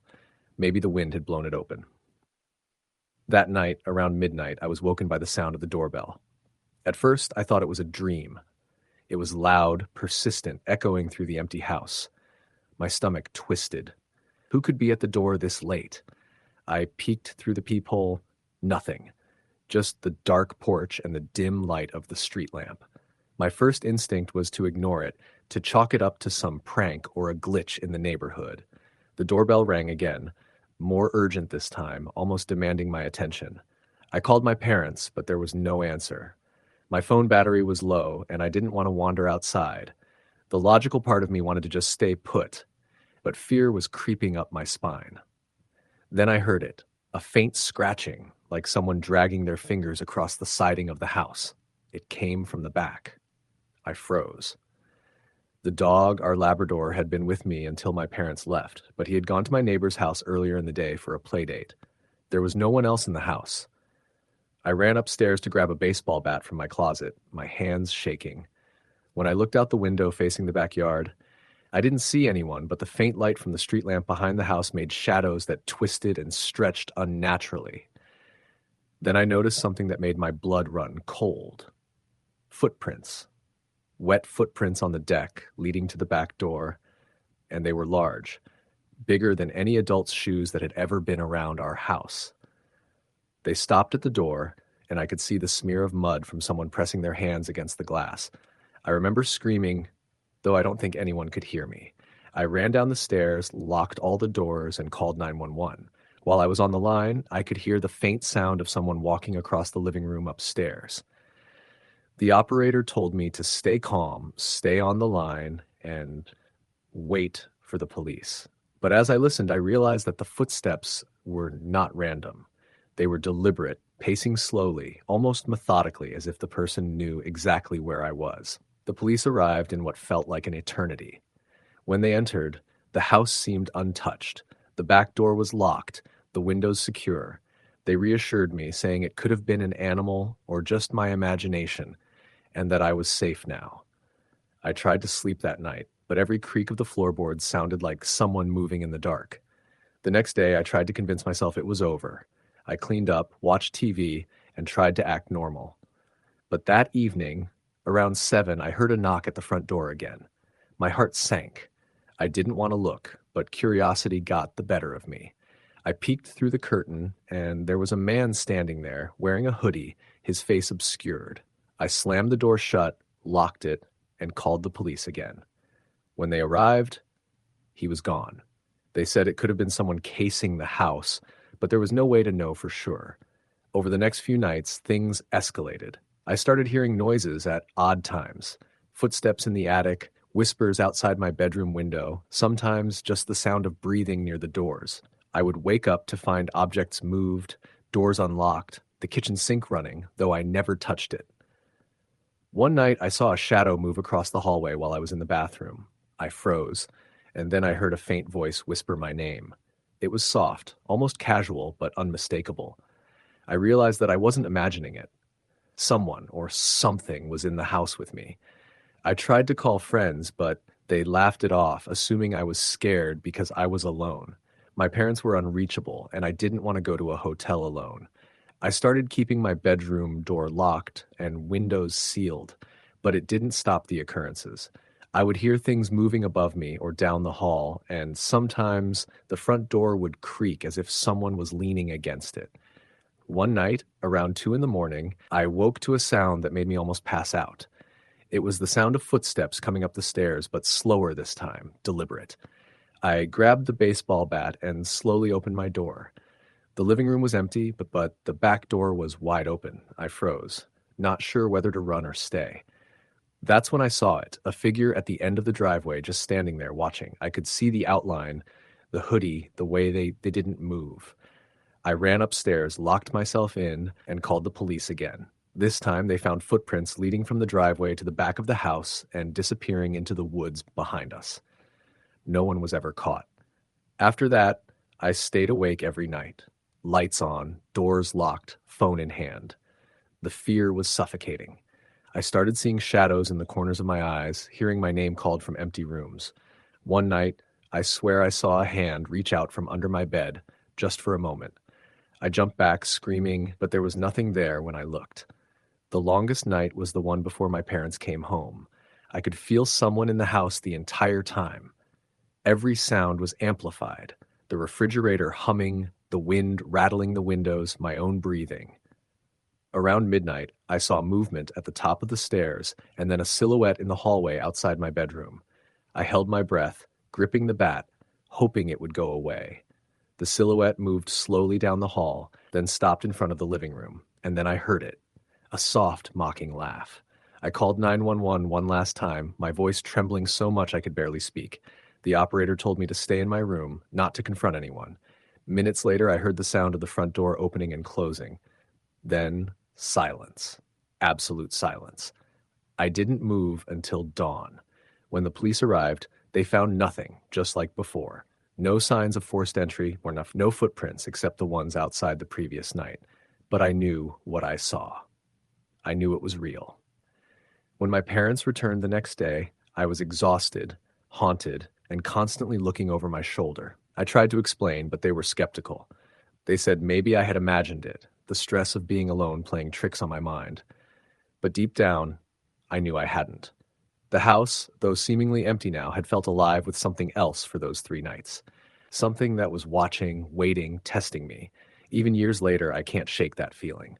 I've moved since then, but when I'm alone at night, I sometimes hear the faint echo of footsteps, the soft creak of a floorboard, or the sound of my name whispered in the dark. I never found out who or what was in my house those nights. All I know is that I was truly alone, and yet I was never really alone. I don't stay home alone anymore. I don't open the door if someone knocks after dark, and I never, ever ignore the feeling that someone is watching me. Because I learned the hard way that being home alone doesn't always mean being safe.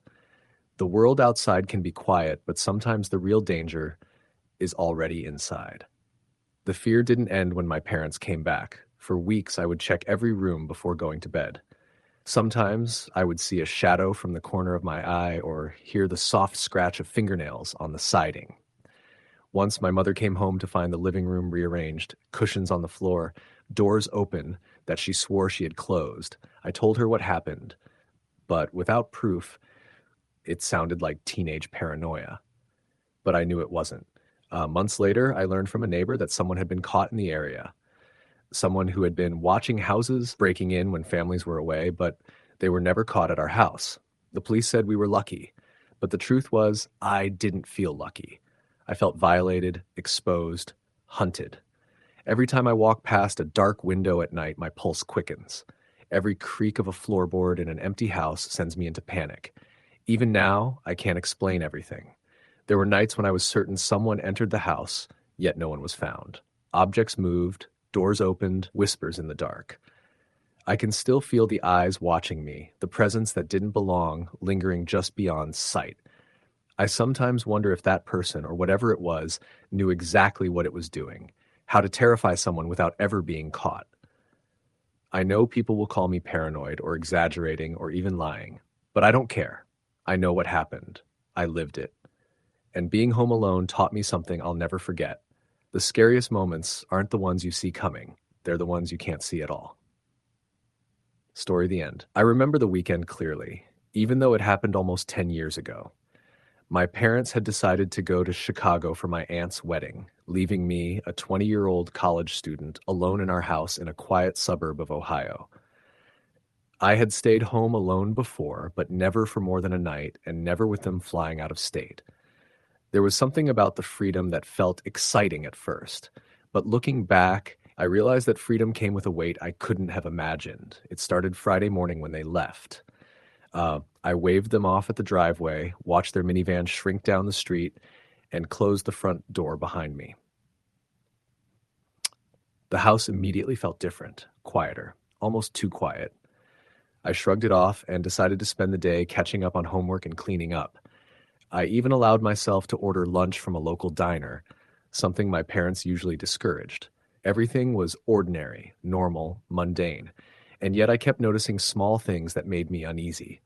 The wind rattling the windows sounded sharper, the floorboards groaned louder, and even the refrigerator hum seemed unnaturally present. That night, I stayed up later than usual, scrolling through my phone and watching TV. Around 11:30 p.m., I thought I heard a faint noise from upstairs, like someone walking on the wooden floor. I froze, listening intently, but after a moment it stopped. My house had always been creaky, I told myself. It was nothing. But the more I tried to convince myself, the more my imagination went to dark places. Eventually, I went upstairs to check, taking my phone as a flashlight. I walked slowly through the hallways, checked the bedrooms, the closets, even the small attic space we sometimes stored old furniture in. Everything was as it should be. I laughed at myself for being paranoid, then went back downstairs and settled in on the couch, still a little on edge. Around 1 a.m., I woke to a loud bang coming from the kitchen. My heart skipped a beat. I grabbed the baseball bat I kept under the couch and crept toward the source of the noise. The sliding glass door leading to the backyard was slightly ajar. I was certain I had locked it before going to bed. My stomach sank. The thought that someone could be outside, or worse, inside, made my hands shake. I quietly shut the door, double-checked the lock, and pressed my back against it, trying to calm down. I didn't sleep much that night. Every little sound, pipes groaning, the wind tapping against the siding, the refrigerator humming, made me jump. At one point, I thought I heard footsteps on the stairs. I froze, clutching the bat, listening intently. But when I mustered the courage to look, nothing was there. I stayed awake until dawn, too scared to move from the living room. The next morning, I tried to act normal, making coffee and breakfast as if everything were fine. But when I went to check the mail, I noticed something strange. A muddy footprint on the back deck, right next to the sliding door. It wasn't mine, and it wasn't from any of our neighbors' pets. I froze, staring at it. The realization hit me. Someone had been there. Someone had been in our backyard. I called my friend Matt, who lived a few streets over, and asked him to come by. He arrived within 20 minutes, and we cautiously checked the house together. Every room, every closet, every corner, nothing was out of place. No signs of forced entry, no missing items. It was like whoever had been there had just vanished. I felt a little safer with him there, but the unease didn't leave. That evening, I tried to distract myself with a movie. I locked every door, checked the windows multiple times, and even set a chair under the doorknob of my bedroom just in case. Around 10:30 p.m., I heard it again, footsteps upstairs. Slow, deliberate, pacing back and forth. My heart raced as I gripped the bat. I debated calling 911, but I didn't want to overreact. The footsteps stopped for a while, then started again, closer to the staircase. Panic set in. I ran to my bedroom, locked the door, and called Matt again. I whispered frantically, telling him I could hear someone moving around upstairs. He told me he'd be right there. I waited in the dark, listening to the house, every sound making me jump. Then I heard a creak outside my bedroom door. Someone, or something, was there. My breathing was shallow, and I pressed my back against the door, clutching the bat like a lifeline. Matt arrived about 10 minutes later. The moment I heard his voice outside the door, I felt a wave of relief. We checked the house again, thoroughly this time. Upstairs, downstairs, closets, attic, and basement. Nothing. Not a single sign that anyone had been inside recently aside from the footprint on the deck. It was as if whoever had been there disappeared into thin air.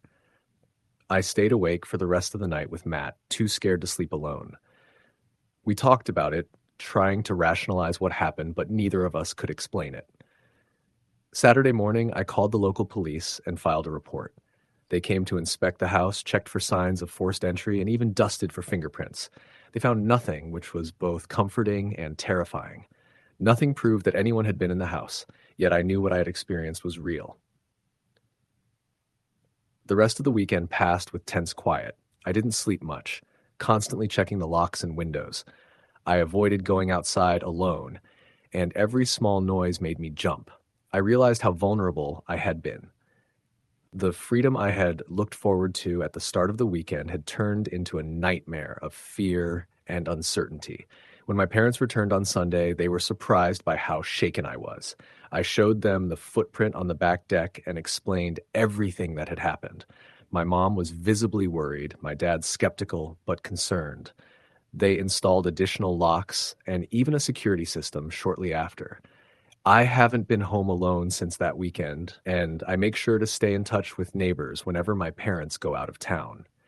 Even years later, the memory of that weekend haunts me. I can still picture the shadowy staircase, hear the creak of the floorboards, and feel the panic of knowing someone had been in the house while I was completely alone. It taught me a lesson about vulnerability and awareness, about how quickly a familiar, safe place can turn into something terrifying when you're alone. Sometimes I wonder who it was. Was it a burglar who decided not to take anything? A stranger testing doors, watching the house? I may never know, but the fear, the dread, the feeling of being completely exposed in my own home, that stayed with me long after the weekend ended. I will never take being home alone for granted again. Even now, if I hear a creak in the house or see a shadow out of the corner of my eye, I can feel that same knot in my stomach. The experience left an indelible mark on me, a reminder that safety is often an illusion, and that fear can be all too real when someone or something is watching you in the dark. Story the end. It started one Friday afternoon in early November, the kind of chilly autumn day where the wind rattles the bare branches and the sidewalks are littered with dead leaves. I was 16 at the time, living in a small town in Ohio, and my parents had decided to go out of town for the weekend, leaving me alone in the house. Normally, being home alone was a dream, a full house to myself, freedom to watch whatever I wanted, eat whatever I wanted, and stay up as late as I pleased. But something about that weekend felt different, though I didn't realize it at first. The day had begun normally enough. I had finished my homework, fed the cat, and watched some TV while waiting for my parents to leave. By mid-afternoon, the house was quiet, the kind of quiet that felt heavier than usual. My parents had always been protective, insisting on double-checking doors and windows, but with them gone, I had a sudden awareness of the silence that seemed to stretch through the hallways. By evening, I had made myself dinner, a frozen pizza, and settled on the couch to watch a horror movie. I laughed nervously at the screen, telling myself I was just being entertained, but the occasional creaks of the floorboards or the wind outside seemed louder than normal. I kept thinking I heard someone moving upstairs, though I knew I was the only one in the house. Around 9, I decided to take a shower. As I stepped out and wrapped myself in a towel, I noticed the bathroom window was fogged from the heat. My reflection looked ordinary, but for a moment I thought I saw a shadow cross behind me in the mirror. My heart jumped, and I quickly turned around. Nothing. I laughed at myself, telling myself it was just steam and imagination. After drying off, I went to my room to get ready for bed. I double-checked that the doors and windows were locked, though it felt unnecessary. My parents had always told me the neighborhood was safe. Still, there was a strange feeling of unease, something I couldn't quite put my finger on. Around 11, I decided to stay up a little longer and watch TV in the living room. The house had a large front window facing the street and a sliding glass door at the back. The streetlights cast long, shadowy shapes across the floors, and the quiet was nearly oppressive. I thought I heard a faint tapping sound from the back door. At first, I assumed it was the wind, but the tapping continued, rhythmic and deliberate. I got up cautiously and peered through the blinds. The backyard was dark and wet from an earlier drizzle, the grass slick and shining faintly under the motion sensor light. For a moment, I thought I saw someone standing by the tree near the fence. I blinked, and they were gone. My stomach sank. Maybe it was a trick of the shadows, but the feeling that someone was outside persisted. I tried to ignore it and returned to the couch, though my hands shook slightly as I picked up the remote. The tapping began again, louder this time, accompanied by a faint scraping sound against the sliding door. I froze. I told myself to stay calm, that it was probably a branch or a stray animal, but the unease had now turned into outright fear. The TV was too loud, or maybe I just wanted a distraction, but I barely paid attention to the movie. Every creak of the floor, every gust of wind against the windows made me jump. I decided to call a friend just to hear a familiar voice and feel a bit safer. I dialed the number and tried to sound casual, but my voice shook more than I realized. My friend laughed when I mentioned being home alone and told me I was overthinking things. After a short chat, I hung up, but the uneasy feeling didn't go away. Around midnight, I went upstairs to my room. I double-checked the locks again, and then I heard it, the soft, deliberate sound of footsteps coming from downstairs. My blood ran cold. The house was big enough that footsteps usually echoed, but these sounded deliberate, measured, like someone was pacing slowly through the living room and toward the kitchen. I wanted to believe it was my imagination, but then I heard the faint clink of a glass being set down. Panic set in. I grabbed the baseball bat I kept by my bed and tiptoed to my bedroom door. Holding my breath, I listened. The footsteps paused, and I thought I heard a whisper, though it could have been the wind. I dialed 911 with trembling hands, whispering into the phone about someone being in the house. The dispatcher instructed me to stay quiet and remain in my room until help arrived. I crouched in my closet, bat in hand, listening to the intruder move around.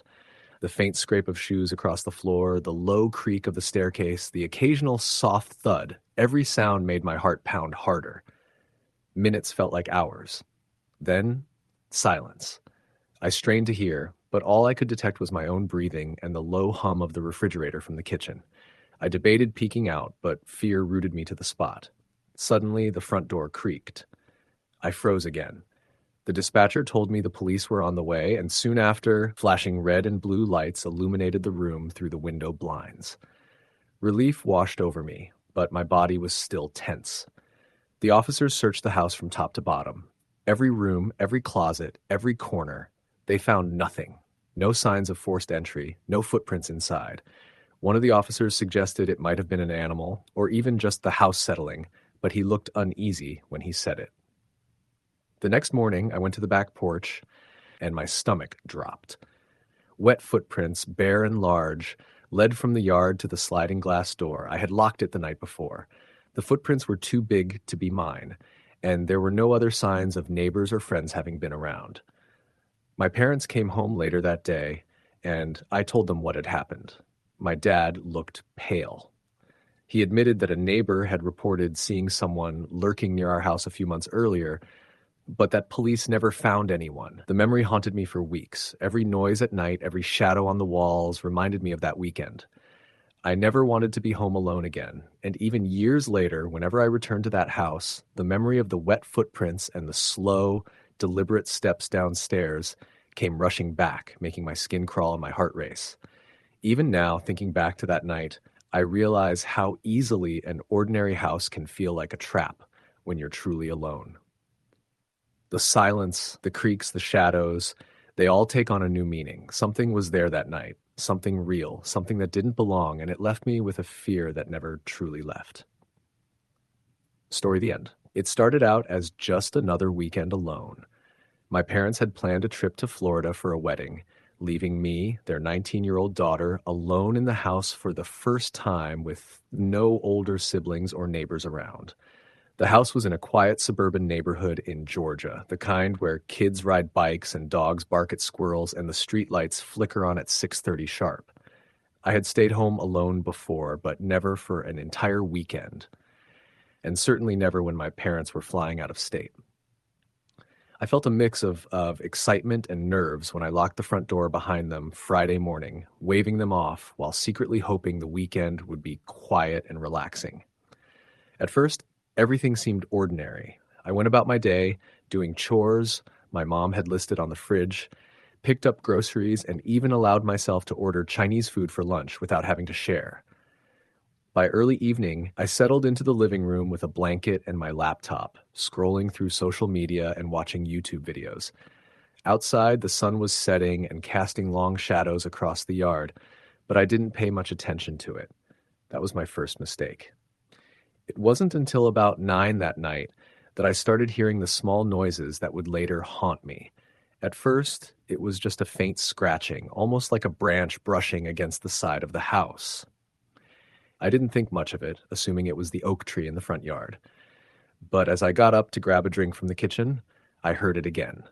This time, coming from the back door. The sliding glass door that led to the backyard was locked, I reminded myself, and I had no reason to be paranoid, but my stomach sank. The sound repeated, soft, deliberate, like someone dragging a fingernail across the glass.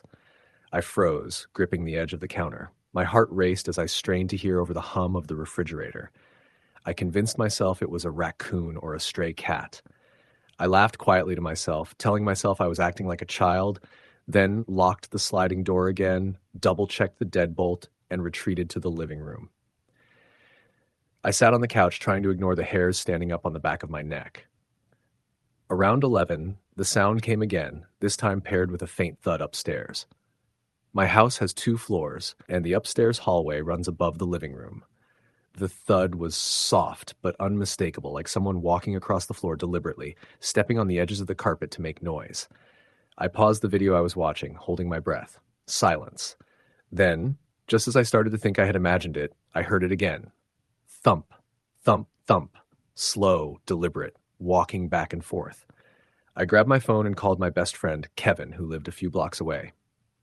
I whispered into the phone, explaining the noises. At first, he laughed it off, telling me I was probably overreacting.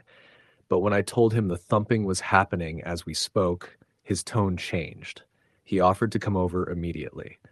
While I waited for him, I didn't dare go upstairs.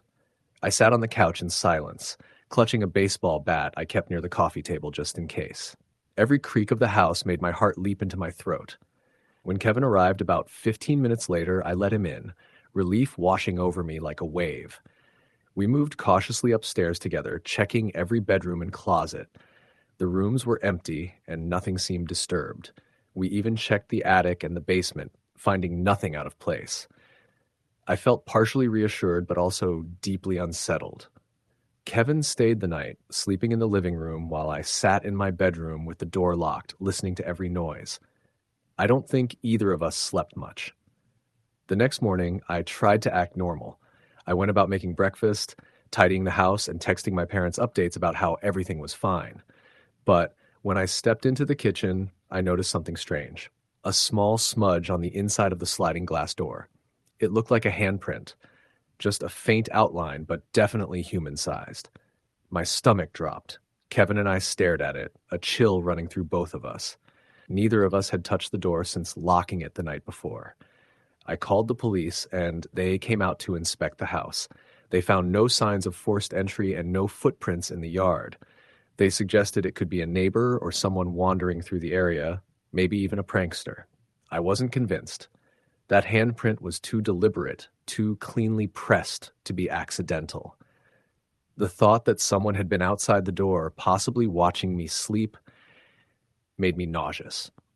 Saturday passed with a tense silence. I didn't hear any more noises upstairs, but every small sound, the hum of the fridge, the tapping of the wind against the windows, made me jump. Kevin left around 6 that evening, and I locked every door and window again, checking each one twice. I settled in with Netflix, trying to distract myself. Around 10:30, while scrolling through my phone in the living room, I heard it again. Footsteps upstairs, slow and deliberate. My first instinct was to call Kevin, but I realized he was gone. My parents wouldn't be back for another full day. I was completely alone. The footsteps moved from one side of the house to the other, stopping just above the living room. My breathing grew shallow as I clutched the bat, debating whether to confront whoever or whatever it was. Then I heard a creak at the top of the stairs. Someone was descending. My mind raced, trying to remember every safety tip I'd ever learned. Don't confront, find a secure room, call 911. I bolted to my bedroom, locking the door and sliding the dresser in front of it. My hands were shaking as I dialed 911, whispering to the operator about the intruder. I could hear the faint scuffle of feet approaching my bedroom door, followed by a pause. Then, Silence. Minutes felt like hours. The dispatcher stayed on the line, keeping me calm. I stayed put until I heard the sound of sirens outside. The intruder must have fled because when officers arrived and swept the house, there was no one inside. They found a window slightly ajar in the back, probably the point of entry, and small muddy footprints leading to the door of the sliding glass door, then disappearing into the yard. My parents returned the next day. They were shocked when I recounted the events and saw the small mud tracks on the floorboards near the back door. They stayed home for the rest of the week, not wanting to leave me alone again. I installed a security system shortly after, cameras, motion sense sensors, everything. But even with those precautions, I still sleep with a baseball bat under my bed and triple check the locks every night. Years later, I can still remember the feeling of being completely alone in that house, knowing someone had been there, somewhere above me, watching, pacing, testing boundaries. There were no witnesses, no concrete evidence beyond the handprint and footprints, but I know what I heard. I know what I felt. It wasn't a dream. It wasn't imagination. Someone had been in the house, and they had been patient, deliberate, and silent, until they weren't. Even now, I avoid being home alone. I can't help but feel a shadow of that fear whenever the house is silent, every creak and groan carrying a memory of that night. Sometimes I think about what could have happened if Kevin hadn't arrived, if the footsteps hadn't stopped just outside my bedroom door. It's not something I talk about often. Friends and family listen, but most dismiss it as paranoia. But I know the truth. I know the terror of hearing someone move in the space above you when you are completely alone. It's strange how ordinary things can turn terrifying when you're alone. The refrigerator hum, the wind rattling the siding, the floorboards creaking. It all became sinister in those hours. My mind constantly went through scenarios. What if they had come into the bedroom? What if they had stayed and waited until I was asleep? Every mundane sound transformed into a warning. Every shadow a potential intruder. That feeling didn't go away when the police left, or even when my parents returned. It lingered, a constant reminder that the house was never truly mine to be alone in. The most unsettling part, even years later, is that I still don't know who it was or what they wanted. There was no theft, no vandalism, nothing missing or damaged. Just the silent invasion of my space, the knowledge that someone could enter undetected, move through the house, and leave without a trace.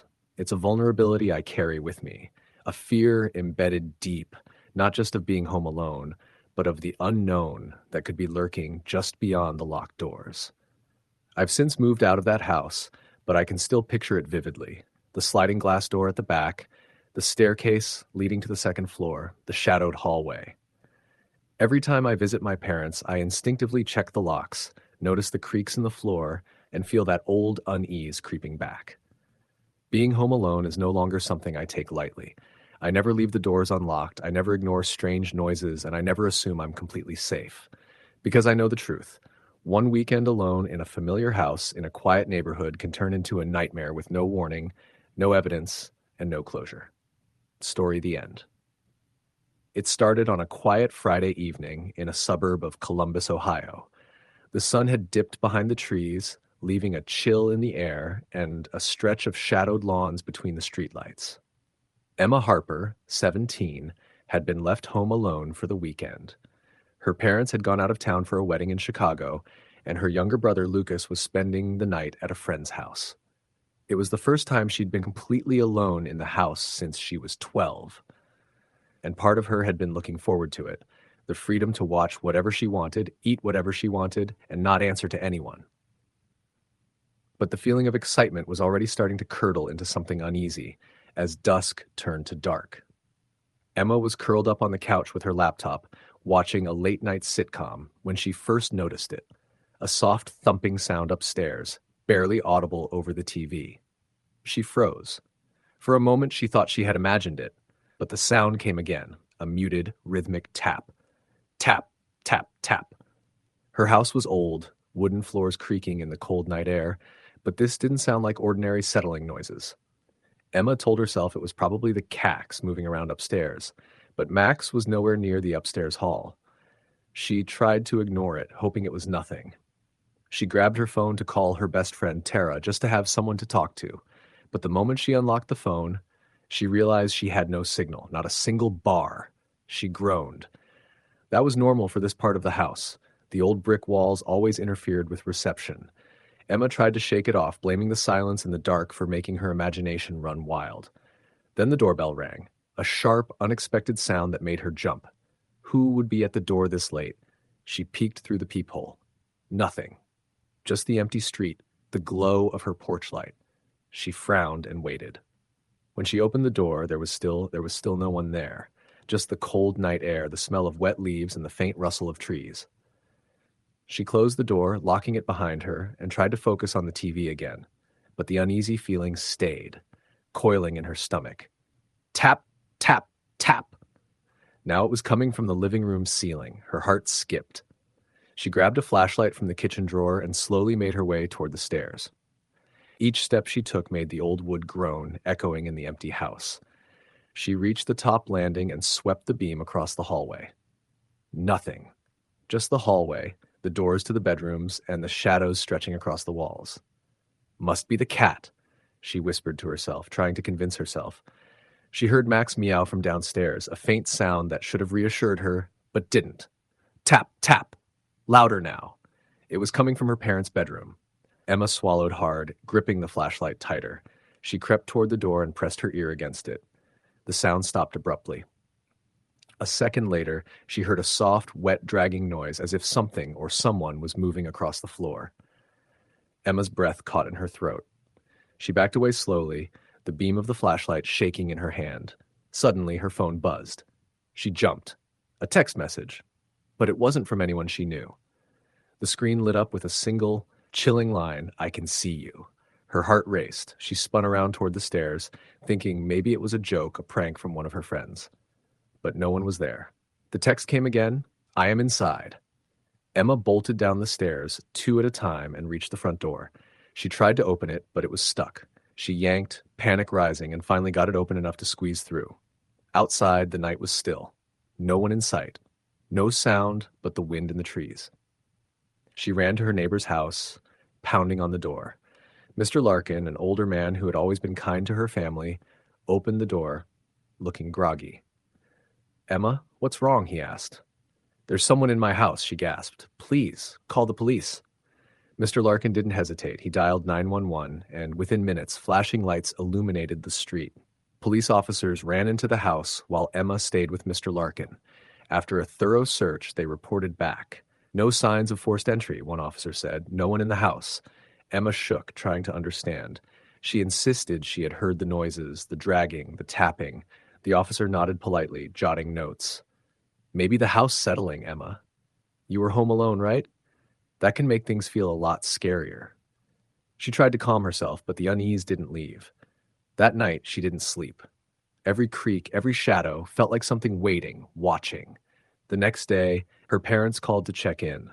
They told her to have the locks changed, and she agreed. She thought that would be the end of it, but it wasn't. It started with small things. Things she could almost convince herself were accidents. Her bedroom window was open when she swore she'd closed it. Her laptop moved from the desk to the floor, screen cracked slightly, though she hadn't touched it. Notes written in pencil appeared on the kitchen counter. "I'm watching you." Emma didn't tell her parents. They were across the state, and she didn't want to scare them. She tried to call Tara, but her phone kept cutting out. She started sleeping with the lights on, keeping the doors locked. But no matter what she did, the feeling of being watched never left. One night, she decided to set up a camera in the living room, just a small motion-activated one, thinking maybe she was losing her mind. She went to bed early, exhausted and anxious. When she checked the footage in the morning, she froze. At 3:17 a.m., the camera had recorded a shadow moving across the living room. Slow, deliberate. Not fast, like a person running, but gliding, almost floating. She watched, horrified, as the shadow paused in the center of the room, then seemed to split into two, like a mirror reflection that didn't belong.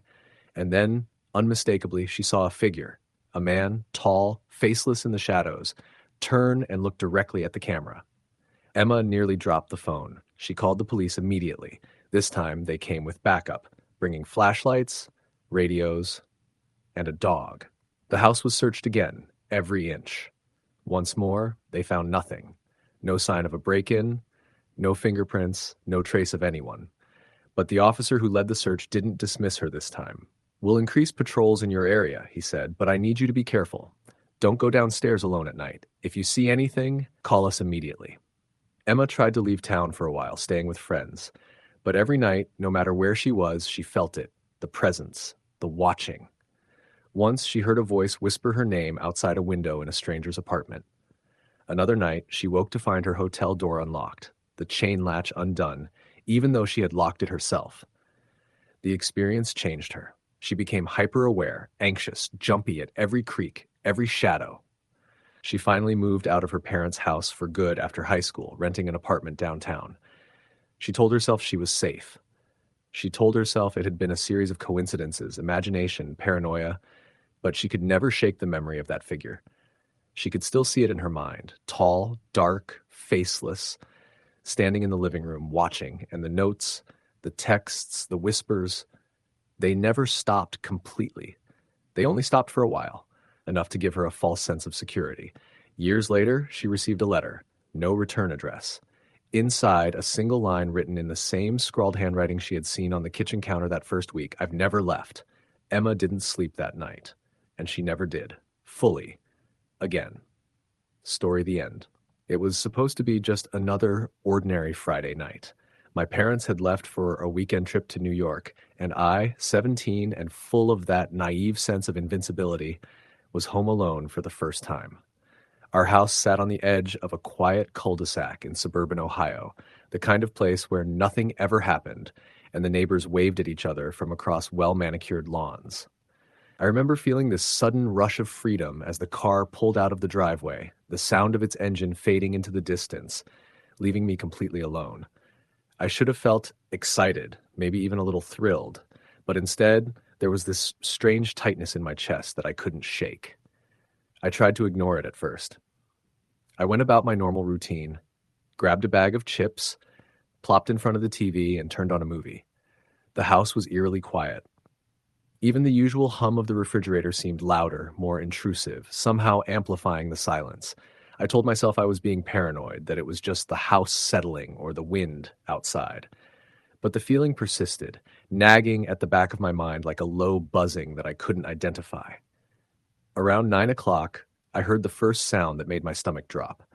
It was faint, a kind of scraping, like someone dragging their shoe across the floor. I froze.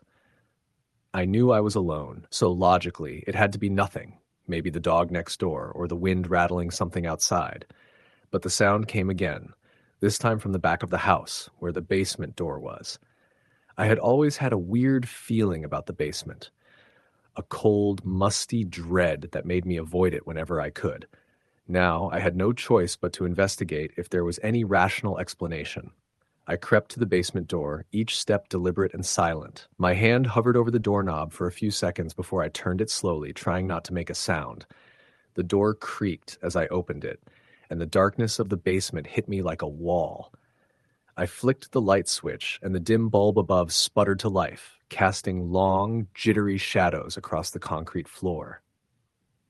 Everything looked normal, or as normal as a basement filled with old boxes, holiday decorations, and the faint smell of mildew could be. I crouched down, listening, but there was nothing, just silence. I told myself I was being ridiculous and went back upstairs, trying to laugh off the adrenaline still thrumming through my veins. I locked the doors, double-checked the windows, and even called my best friend just to hear another human voice. The conversation helped for a while, but as soon as I hung up, the uneasy feeling returned. Stronger this time. It was around 11 when I heard it again, the scraping sound. Louder. Closer. It wasn't coming from the basement this time. It was upstairs in my parents' bedroom. I froze, my heart hammering so violently I thought it might burst out of my chest. I had spent countless nights in that house, but now every shadow seemed menacing. I thought about calling the police, but hesitated. I didn't want to seem paranoid or waste anyone's time. Still, a voice in my head kept whispering that I wasn't imagining this. I slowly inched toward the bedroom, gripping a baseball bat I had retrieved from the garage earlier. The handle was cold in my hands, and I clutched it like a lifeline. I pushed the door open just enough to peer inside. Everything looked normal. The bed was made, the dresser untouched, the room exactly as it always was, and yet there was that scraping noise again, this time from the closet. I couldn't take it anymore. I swung the door open and shone the flashlight inside. Nothing.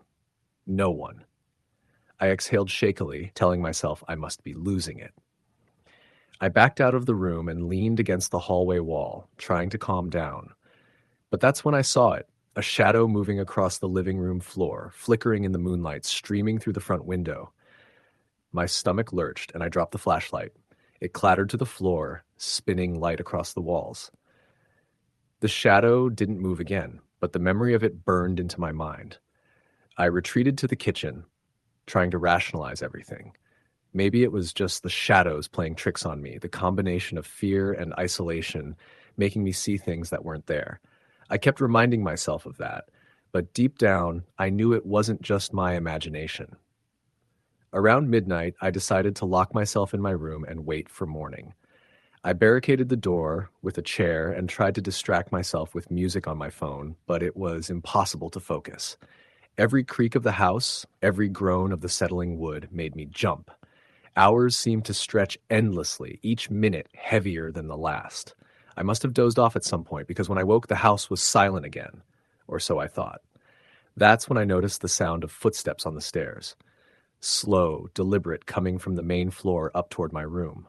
I froze, unable to move, my mind screaming at me to run, hide, anything. The footsteps stopped at the top of the stairs. I could feel someone or something there, just beyond my door. I gripped the bat tighter, my knuckles white. Then a voice. Soft, almost a whisper, but unmistakable. I know you're in there. My blood ran cold. My rational mind tried to tell me it was a prank, maybe some neighbor who had broken in, but there was no one nearby, and we lived on a quiet street with no foot traffic at night. My heart pounded so hard I could feel it in my throat. I backed into the corner, trying to make myself invisible, as if that could somehow keep me safe. The chair against the door shook. Someone was pushing it. Hard. I swung the bat, screaming, but there was no impact. Whoever, or whatever it was, didn't retreat. Then I heard it, the sound of breathing, ragged and close, too close. It was coming from the other side of the door, right where I had just been leaning. I realized I had to get out. Slowly, carefully, I crawled toward the window, trying not to make a sound. My heart was racing, every muscle tense, ready to bolt. I tried to open the window, but it was stuck. Panic clawed at me, threatening to overtake my thoughts. And then, just as suddenly as it had started, the noises stopped. Dead silence. I didn't dare move. I sat there, frozen, until the first light of dawn crept through the blinds. When it finally came, I peered out the window and saw nothing. No footprints, no sign of anyone.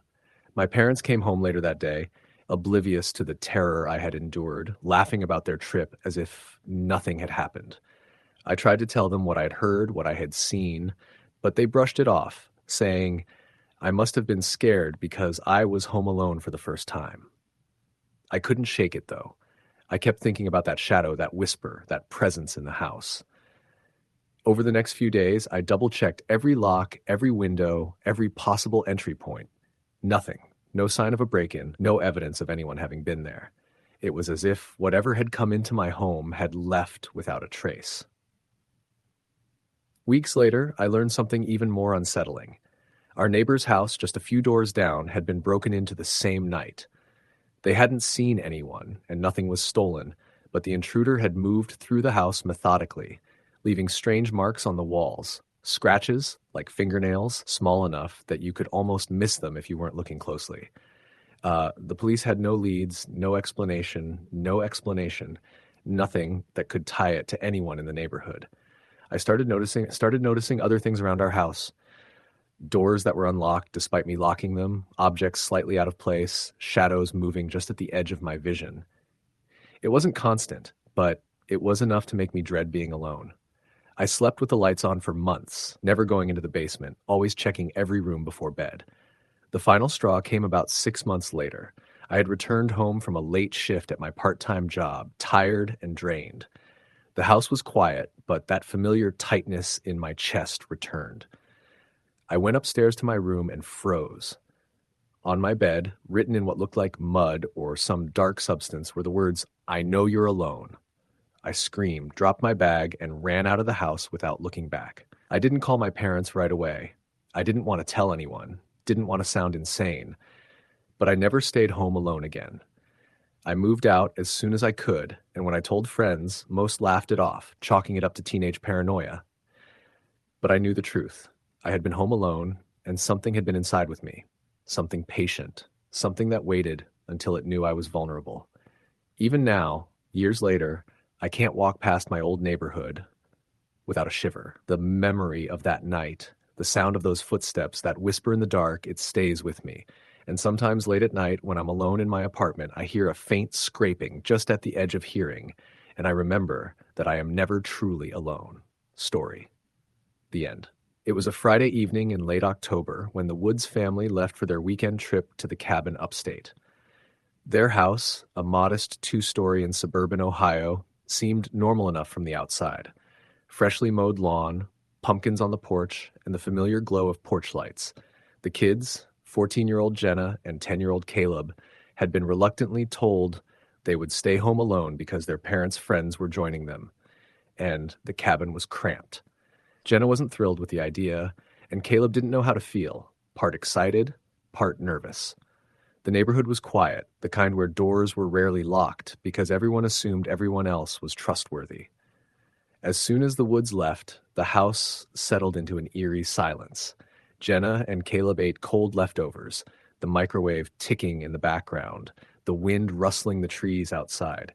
Jenna tried to keep Caleb occupied with a movie, but the faint sounds from outside seemed louder than usual.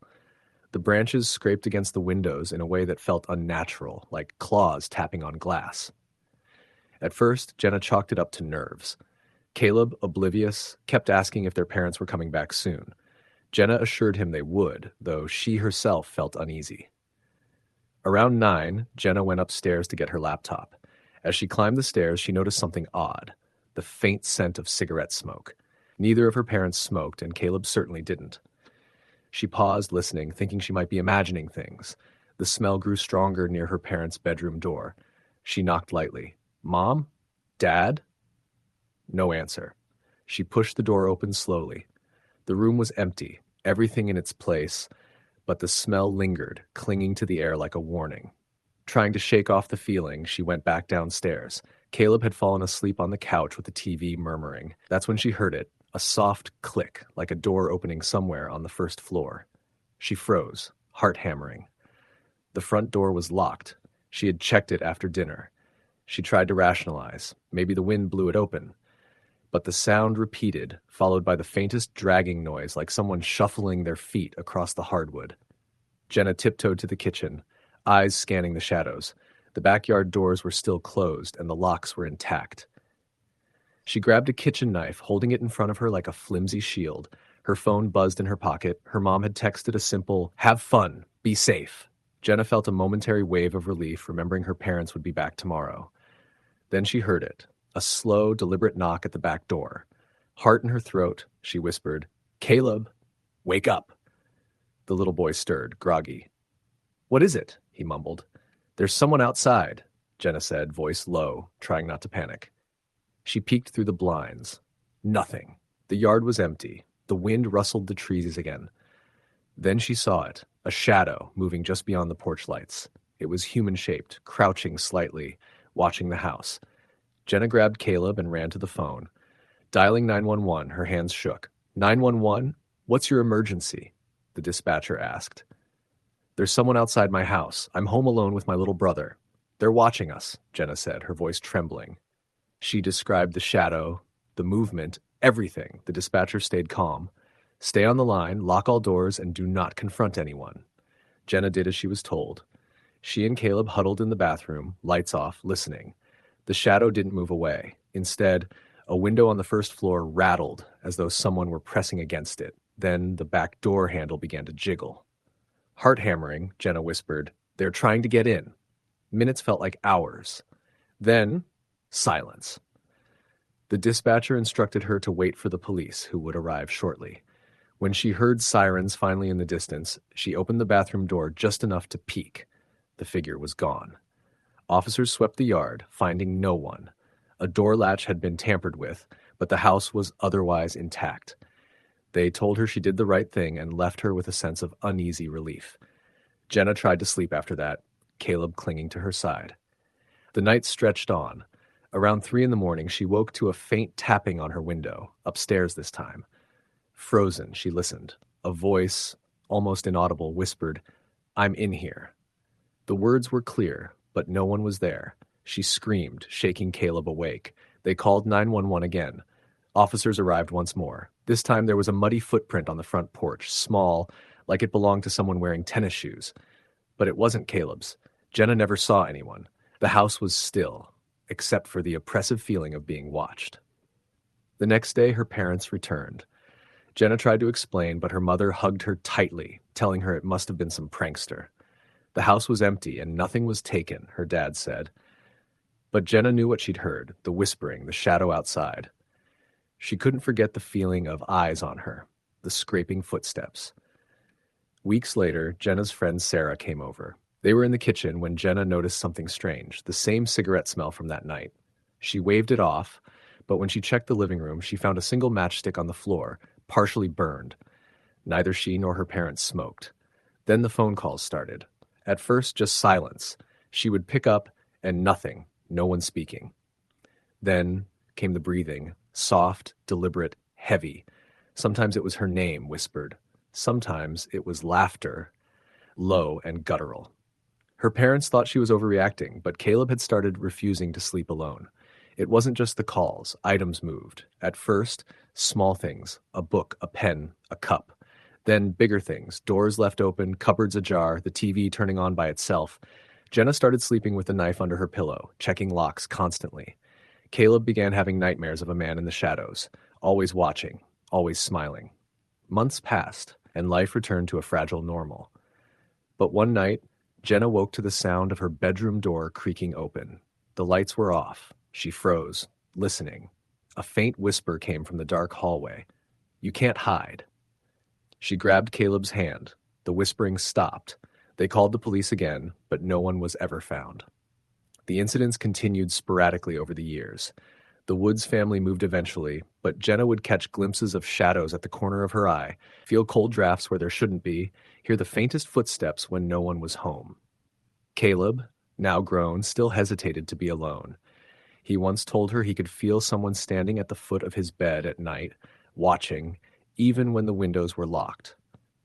Jenna kept a small notebook, recording every strange occurrence. There were dozens of entries. Doors that opened and closed by themselves, whispers in empty rooms, lights flickering on and off in patterns too deliberate to be electrical.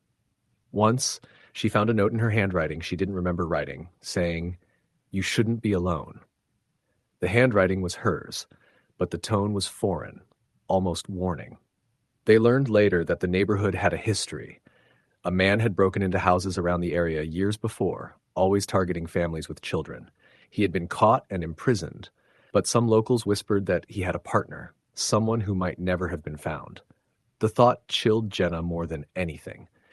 Even years later, when the Woods family was safely in another state, Jenna would wake in the middle of the night with the same feeling, someone standing silently in the doorway watching.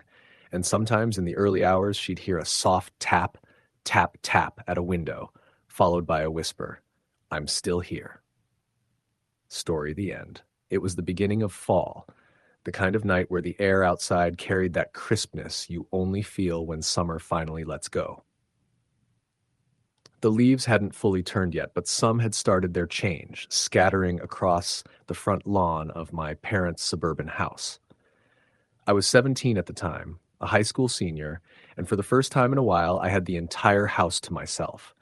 My parents had gone away for the weekend to visit my aunt in Pennsylvania, and my younger sister was at a friend's house for a sleepover. It was just me, the house, and the kind of silence that feels heavier at night. I'd been looking forward to it all week. No one around to nag me about homework, no sister barging into my room, no parents reminding me to take the trash out. Just a quiet night where I could order pizza, watch whatever I wanted, and maybe invite a couple of friends over the next day. At first, it was exactly what I wanted. I sprawled out on the couch with a blanket, flipping through channels before finally deciding to just throw on a horror movie, something I probably wouldn't have watched alone if it hadn't been for the comfort of knowing I was in my own house. The movie had barely started when I got up to grab the pizza I'd ordered. The delivery guy handed it off with a quick, "Have a good night," and drove off, leaving me standing at the door for a moment. The neighborhood was quiet. A few porch lights glowed faintly in the distance, but no cars drove by. It felt almost too quiet, like the whole street had emptied. I shrugged it off and went back inside. Around 9, I was halfway through my second slice when I thought I heard something upstairs. It was faint, like a shuffle or a creak of a floorboard. I muted the TV, holding my breath as I listened. The house was old enough to make random noises, and I knew the pipes could groan when the heat kicked in, but this sounded different, more deliberate. I waited another 30 seconds, then unmuted the TV, telling myself it was nothing. But then it happened again. This time, it was clearer. A slow creak, as though someone was walking across the hardwood in the hallway above the living room. My heart thudded, and I stared up at the ceiling like I could see through it. I knew I was supposed to be alone. I hadn't left any windows unlocked. The doors were locked. At least, I thought they were. I grabbed my phone and texted my friend Mark. "Dude, I swear I hear footsteps upstairs and I'm home alone. Kind of freaking me out." He replied almost immediately, laughing it off with, "Haha, bro, don't start. It's your imagination." That was the thing about Mark. He loved to mess with me. If I pushed it, he'd probably start sending creepy stories just to freak me out more, so I dropped it. Still, I couldn't shake the unease. I muted the TV again and sat perfectly still. Nothing. Just silence. I finally convinced myself it must have been the house settling, turned the movie back on, and tried to focus on the screen. An hour later, I was upstairs in my room, scrolling through my phone with the TV playing softly in the background. I was just about to doze off when I heard it again. This time, there was no mistaking it. It wasn't the creak of the house. It was the sound of a door slowly clicking shut. It came from down the hallway, near my sister's room. I froze. Every muscle in my body tightened as I stared at my door, which was cracked open just a few inches. The hallway outside was dark, the only light spilling out from my bedroom. I strained my ears, praying I had just imagined it, but then I heard the faintest sound. Breathing. Not mine. Not heavy, but steady, like someone trying to stay quiet. My chest tightened, and I could feel panic rising. I didn't know what to do. Calling the police felt like overreacting if I was wrong, but every instinct in me screamed that I wasn't. I grabbed the baseball bat I kept leaning against my dresser, something I'd never actually used for baseball but more for comfort, and crept toward the door. I pushed it open slowly, wincing at the faint creak it made. The hallway stretched out in front of me, shadows pooling in the corners. My sister's door was shut, but I knew I had left it open earlier when I walked past. I stood there for what felt like forever, just staring at that door, waiting for something to happen. Finally, I worked up the nerve to whisper, "Hello?" My voice cracked slightly. Nothing answered. The silence was worse than anything else. I backed up into my room and shut my door, locking it with shaking hands. My breathing was ragged, and I could barely hold the phone steady as I dialed Mark. He answered, sounding half asleep. "Dude, what?" "I think someone's in the house," I whispered. I heard a door close and, "No, listen, I swear I can hear breathing in the hall." There was a pause. Then he said, "Call the cops, man, I'm serious. If you're that scared, don't wait." I hung up and called 911. My voice shook as I told the dispatcher what was happening. She told me to stay on the line, keep the door locked, and that officers were already on the way. As I sat there, gripping the bat so hard my hands hurt, I heard it again. The breathing. Closer this time. Right outside my door. Then a faint scratch, like fingernails lightly dragging across the wood. I thought I was going to pass out from fear. The dispatcher kept asking me questions, telling me to stay calm, but I could barely hear her over the pounding of my own heartbeat. Suddenly, there was a loud bang, as if someone had shoved against the door. I jumped back, gasping.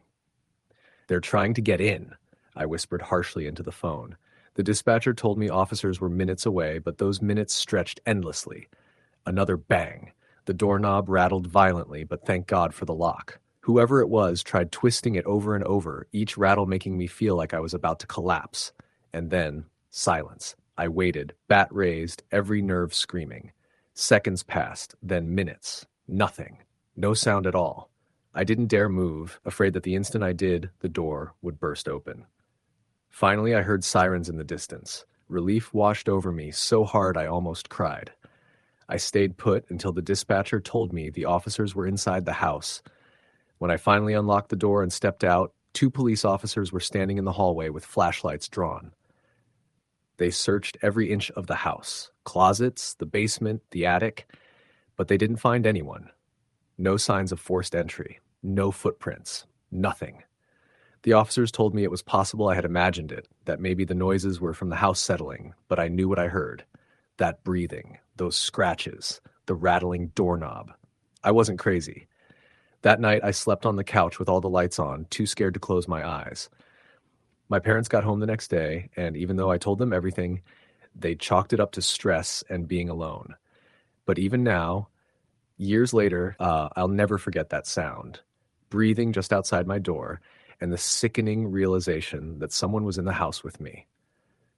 The part that still haunts me is that my sister's door, the one I swore I'd left open, was closed when the police arrived.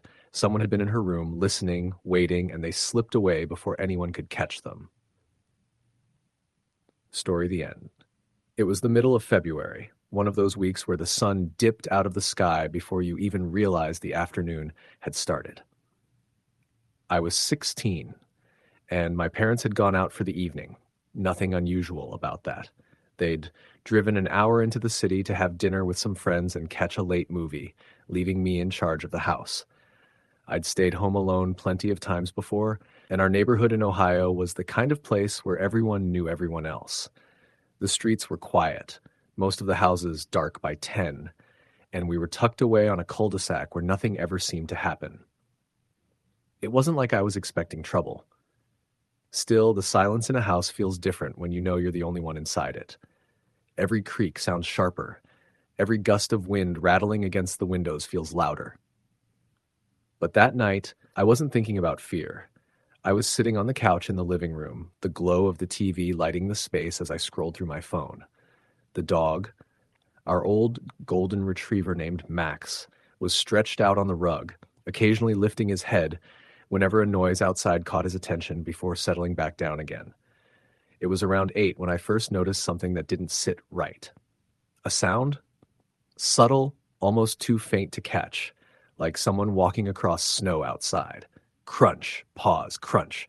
At first, I thought it was one of the neighbors, maybe Mr. Riley from 2 doors down, who always walked his dog late at night. But Max's ears perked up and his head shot toward the front window. He let out a low growl. "Relax, boy," I muttered, reaching down to scratch his head, but his muscles stayed tense under my hand. I got up, went to the window, and pulled the curtain back just a crack. The street was mostly dark, only lit by the faint yellow glow of the street lamp near the corner. Snow covered the lawns, glistening under the light. I didn't see anyone. No figures moving, no dogs being walked, just stillness. I let the curtain fall back, told myself it was nothing, and went back to the couch. 15 minutes later, the noise came again, this time from the side of the house. The deliberate crunch of footsteps in the snow. Max was on his feet before I even reacted, barking sharply at the side door that led out to the garage. My stomach knotted. I muted the TV and just stood there, listening. Silence. Then another crunch. I felt the kind of chill that runs deeper than just cold air. It was instinctive, primal. Someone was outside. I grabbed my phone, opened the camera app, and tried to angle it toward the side window to maybe catch a reflection of whoever was there. Nothing. Just darkness. I thought about calling my parents, but what could they do an hour away? The police felt like too big of a step. What if it was just an animal? A raccoon? But raccoons don't make slow, heavy steps like a person would. I stood frozen until the sound stopped again. Minutes passed. Max circled the living room, restless, growling at the walls like he could see through them. Finally, after maybe 10 minutes, everything went quiet. I told myself I was being paranoid. By 9:30, I had calmed down enough to heat up some leftovers in the microwave. I was standing in the kitchen eating straight from the container when I heard something that nearly made me drop the fork. The back doorknob rattled. Not once, not twice. It was steady, insistent. So Max barked like I'd never heard him bark before, his teeth bared, fur bristling. I froze in the middle of the kitchen, staring at the door. I could see the shadow of the knob shaking, the faint movement of it twisting as someone on the other side tried to force it open. I couldn't breathe. The door was locked. I had double-checked earlier, but that didn't stop the panic clawing up my chest. I grabbed my phone with shaking hands and dialed 911. The dispatcher's calm voice answered, and I whispered, barely able to get the words out. "Someone's trying to get into my house." She asked for my address, my name, told me to stay on the line. The rattling stopped suddenly, as if whoever it was knew I had called.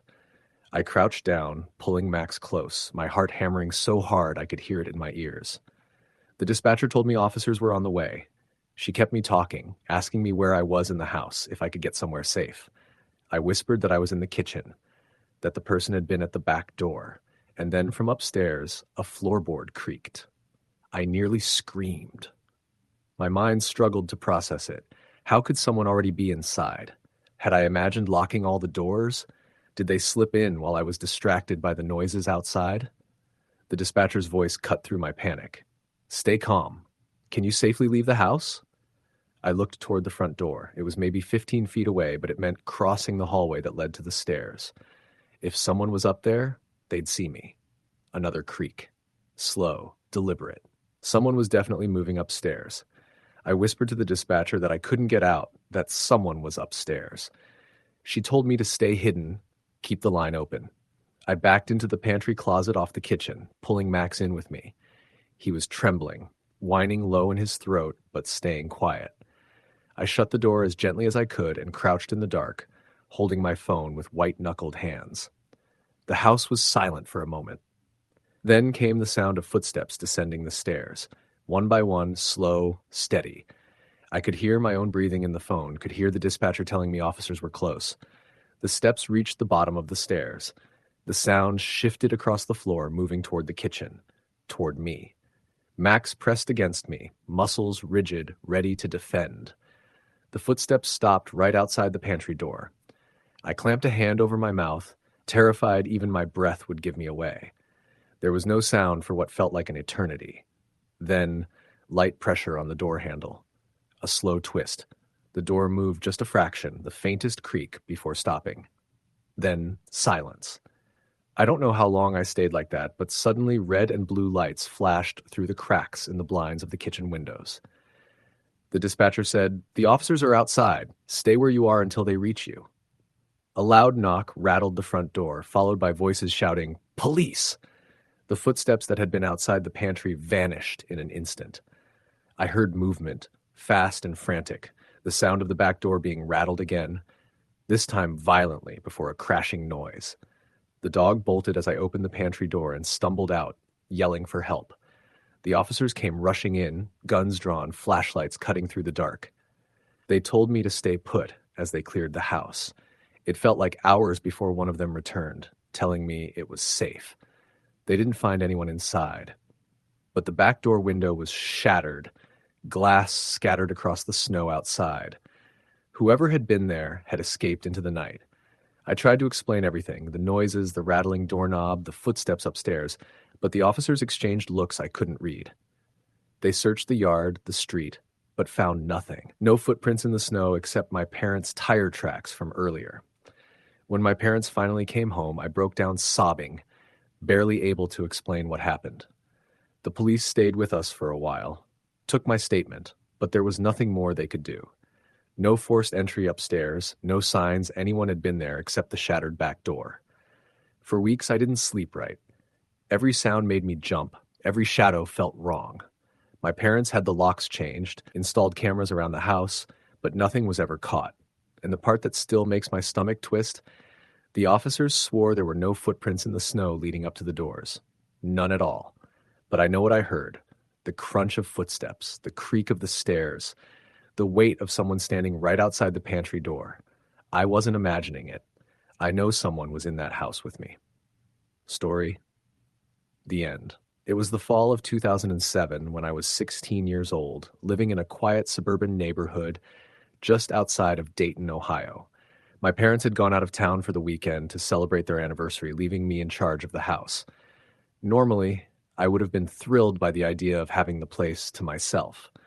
No rules, no one watching over me, just peace and freedom. But the silence of the house that first evening settled in heavier than I expected. The air felt different, as if the walls themselves noticed the absence of my parents. Friday night went by fine. I heated up some pizza, watched movies late into the night, and texted friends. Nothing felt out of place, though I noticed how every creak of the floorboards seemed louder when I was the only one inside. When I finally went to bed, the stillness of the house made it difficult to fall asleep, but I managed. The real unease began on Saturday evening. It was raining outside, the kind of steady drizzle that makes everything damp and muffled. I sat in the living room with the TV on low, trying to keep myself entertained. Around 9:30, I thought I heard something outside, a faint tapping, like someone brushing against the back window. At first, I dismissed it as branches swaying in the wind. The backyard had two large trees, and in bad weather, their branches often scratched the siding or rattled the windows. But then the sound happened again, sharper this time. I muted the TV and listened closely. The tapping stopped. The only sound was the rain pattering against the roof and windows. I got up, peeked through the blinds, and saw nothing but the dark yard, wet grass glistening under the dim glow of the motion sensor light by the garage. I sat back down, convincing myself it was just the storm. Still, the unease lingered, a cold weight pressing in my stomach. About 20 minutes later, I went into the kitchen to grab a soda. As I pulled the fridge door open, I thought I saw movement out of the corner of my eye, something dark shifting near the back porch. I froze. Slowly, I closed the fridge and looked toward the sliding glass door. Nothing.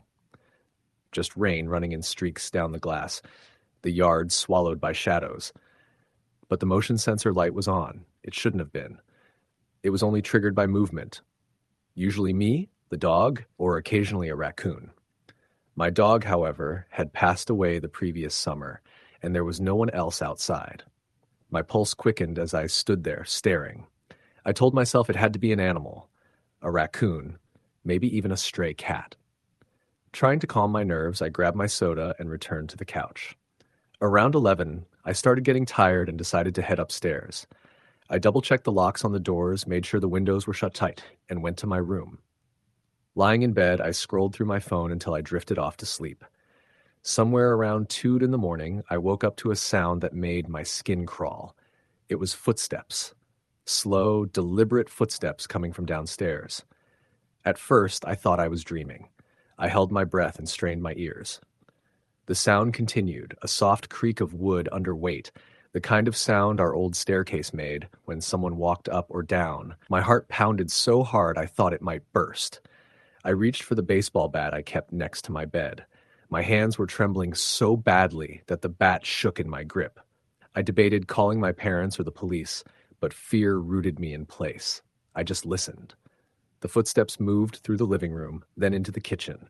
A chair scraped faintly against the tile floor like someone brushing past it. Then silence. I couldn't take it anymore.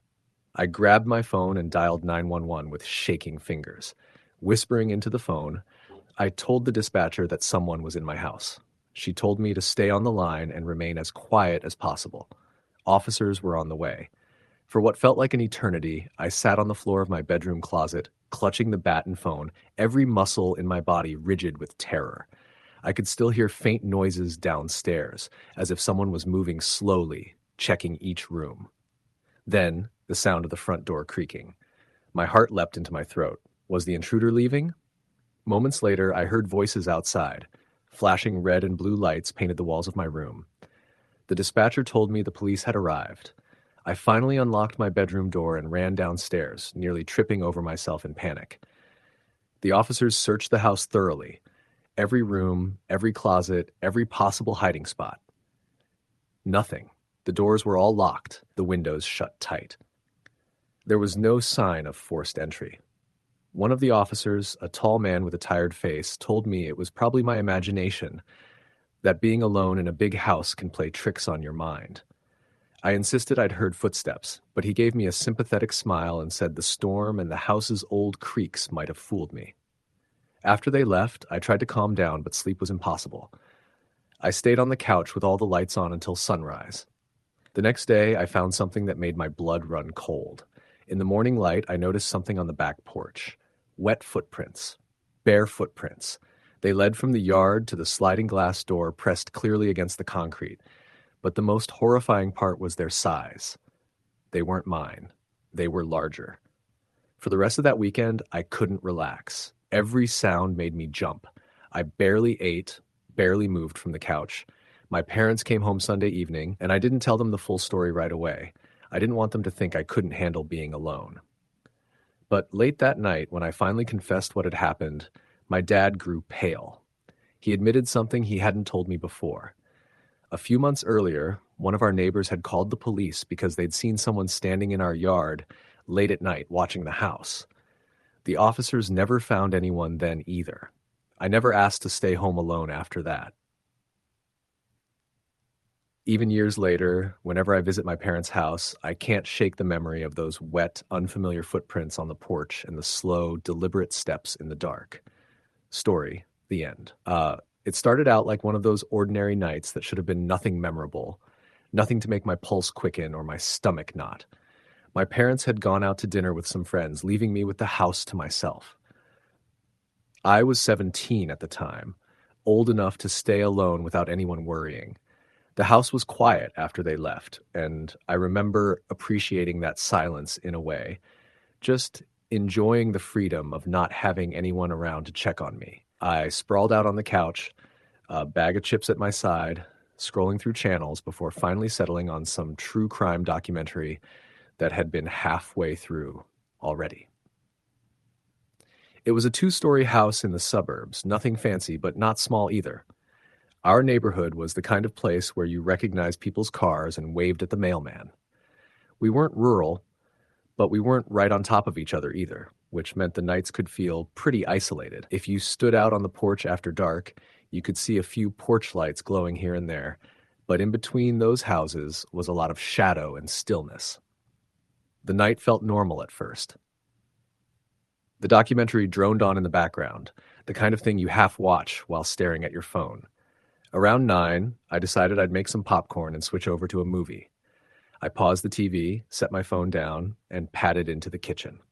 The air felt colder in there, but I chalked it up to the tile floor under my bare feet.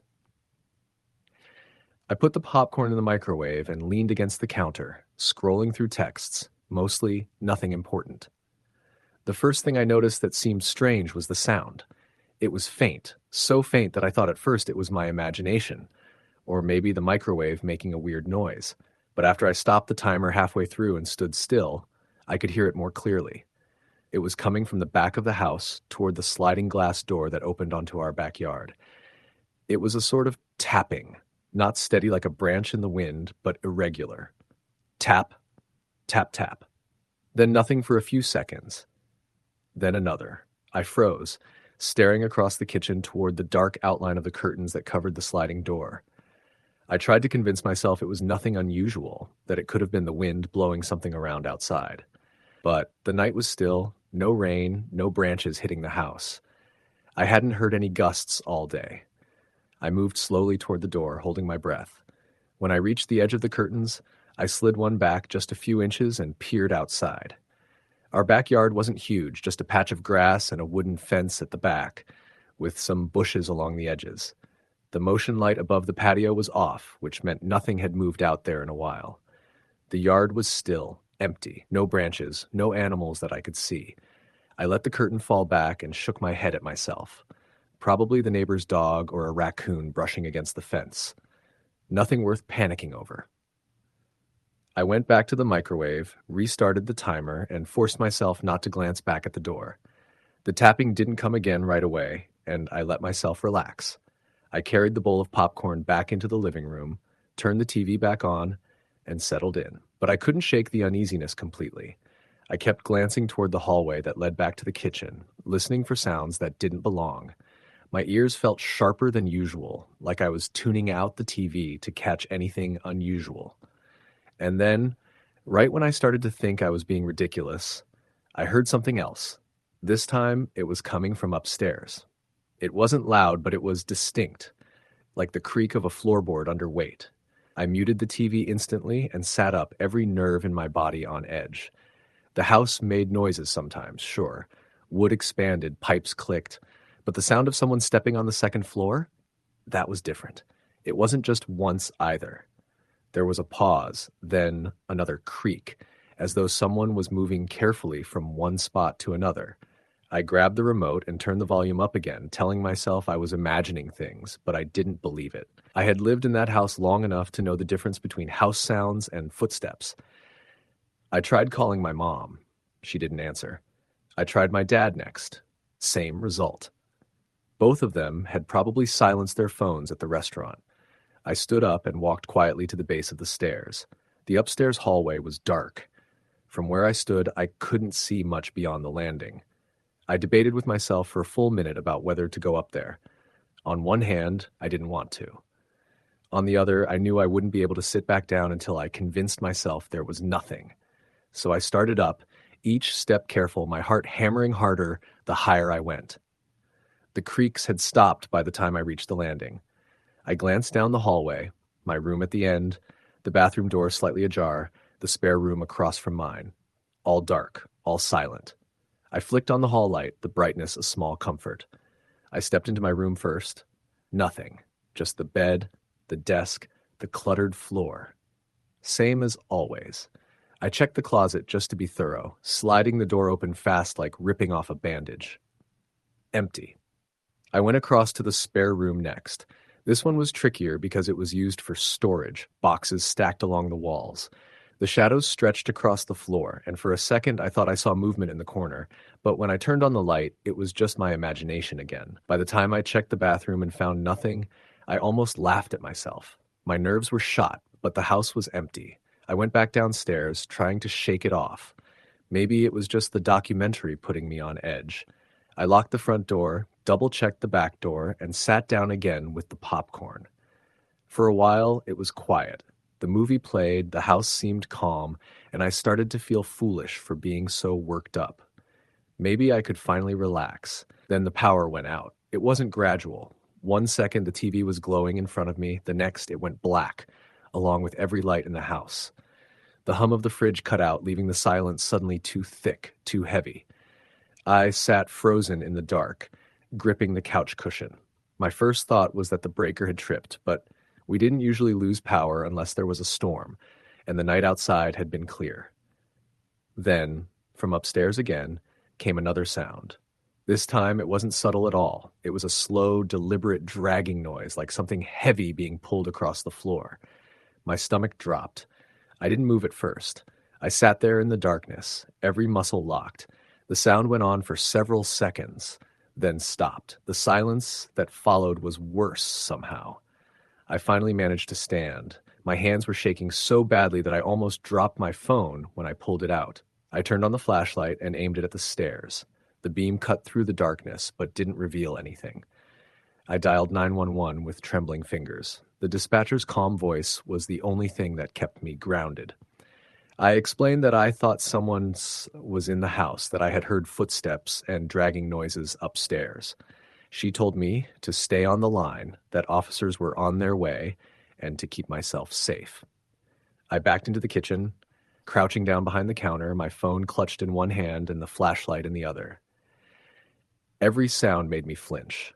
The refrigerator clicking as it cooled, the faint creak of the house settling. But then there was another noise, one that was definitely real. The creak of the top stair. Someone was coming down. I pressed myself tighter against the cabinets, my breath caught in my throat. The dispatcher was asking me questions, but I couldn't answer. I could only listen. Step by step, the weight moved down the stairs. Slow, deliberate, unhurried. Whoever it was, they weren't trying to hide anymore. The beam of my flashlight was shaking as I aimed it toward the living room, waiting for whoever it was to appear. But they never did. The steps reached the bottom and stopped. I waited, straining my ears. Nothing. No movement, no breathing, nothing. I whispered into the phone that they were downstairs now, but when I peeked around the edge of the counter, the living room was empty. I don't know how much time passed like that, crouched in the dark, every second stretching longer than the last. But finally I saw red and blue lights flashing through the front windows. Relief washed over me so hard I almost sobbed. The police swept through the house with flashlights and guns drawn. They found nothing. No signs of forced entry, no footprints, nothing out of place. They told me it was probably just the house settling, maybe my nerves playing tricks. But I knew what I had heard. And the worst part? When my parents got home later that night and the police had already left, my dad went to reset the breaker. He came back looking pale, his voice tight. He said the breaker hadn't tripped at all. Someone had flipped the main switch off manually. Someone had been in the house, and we never found out who. Story the end.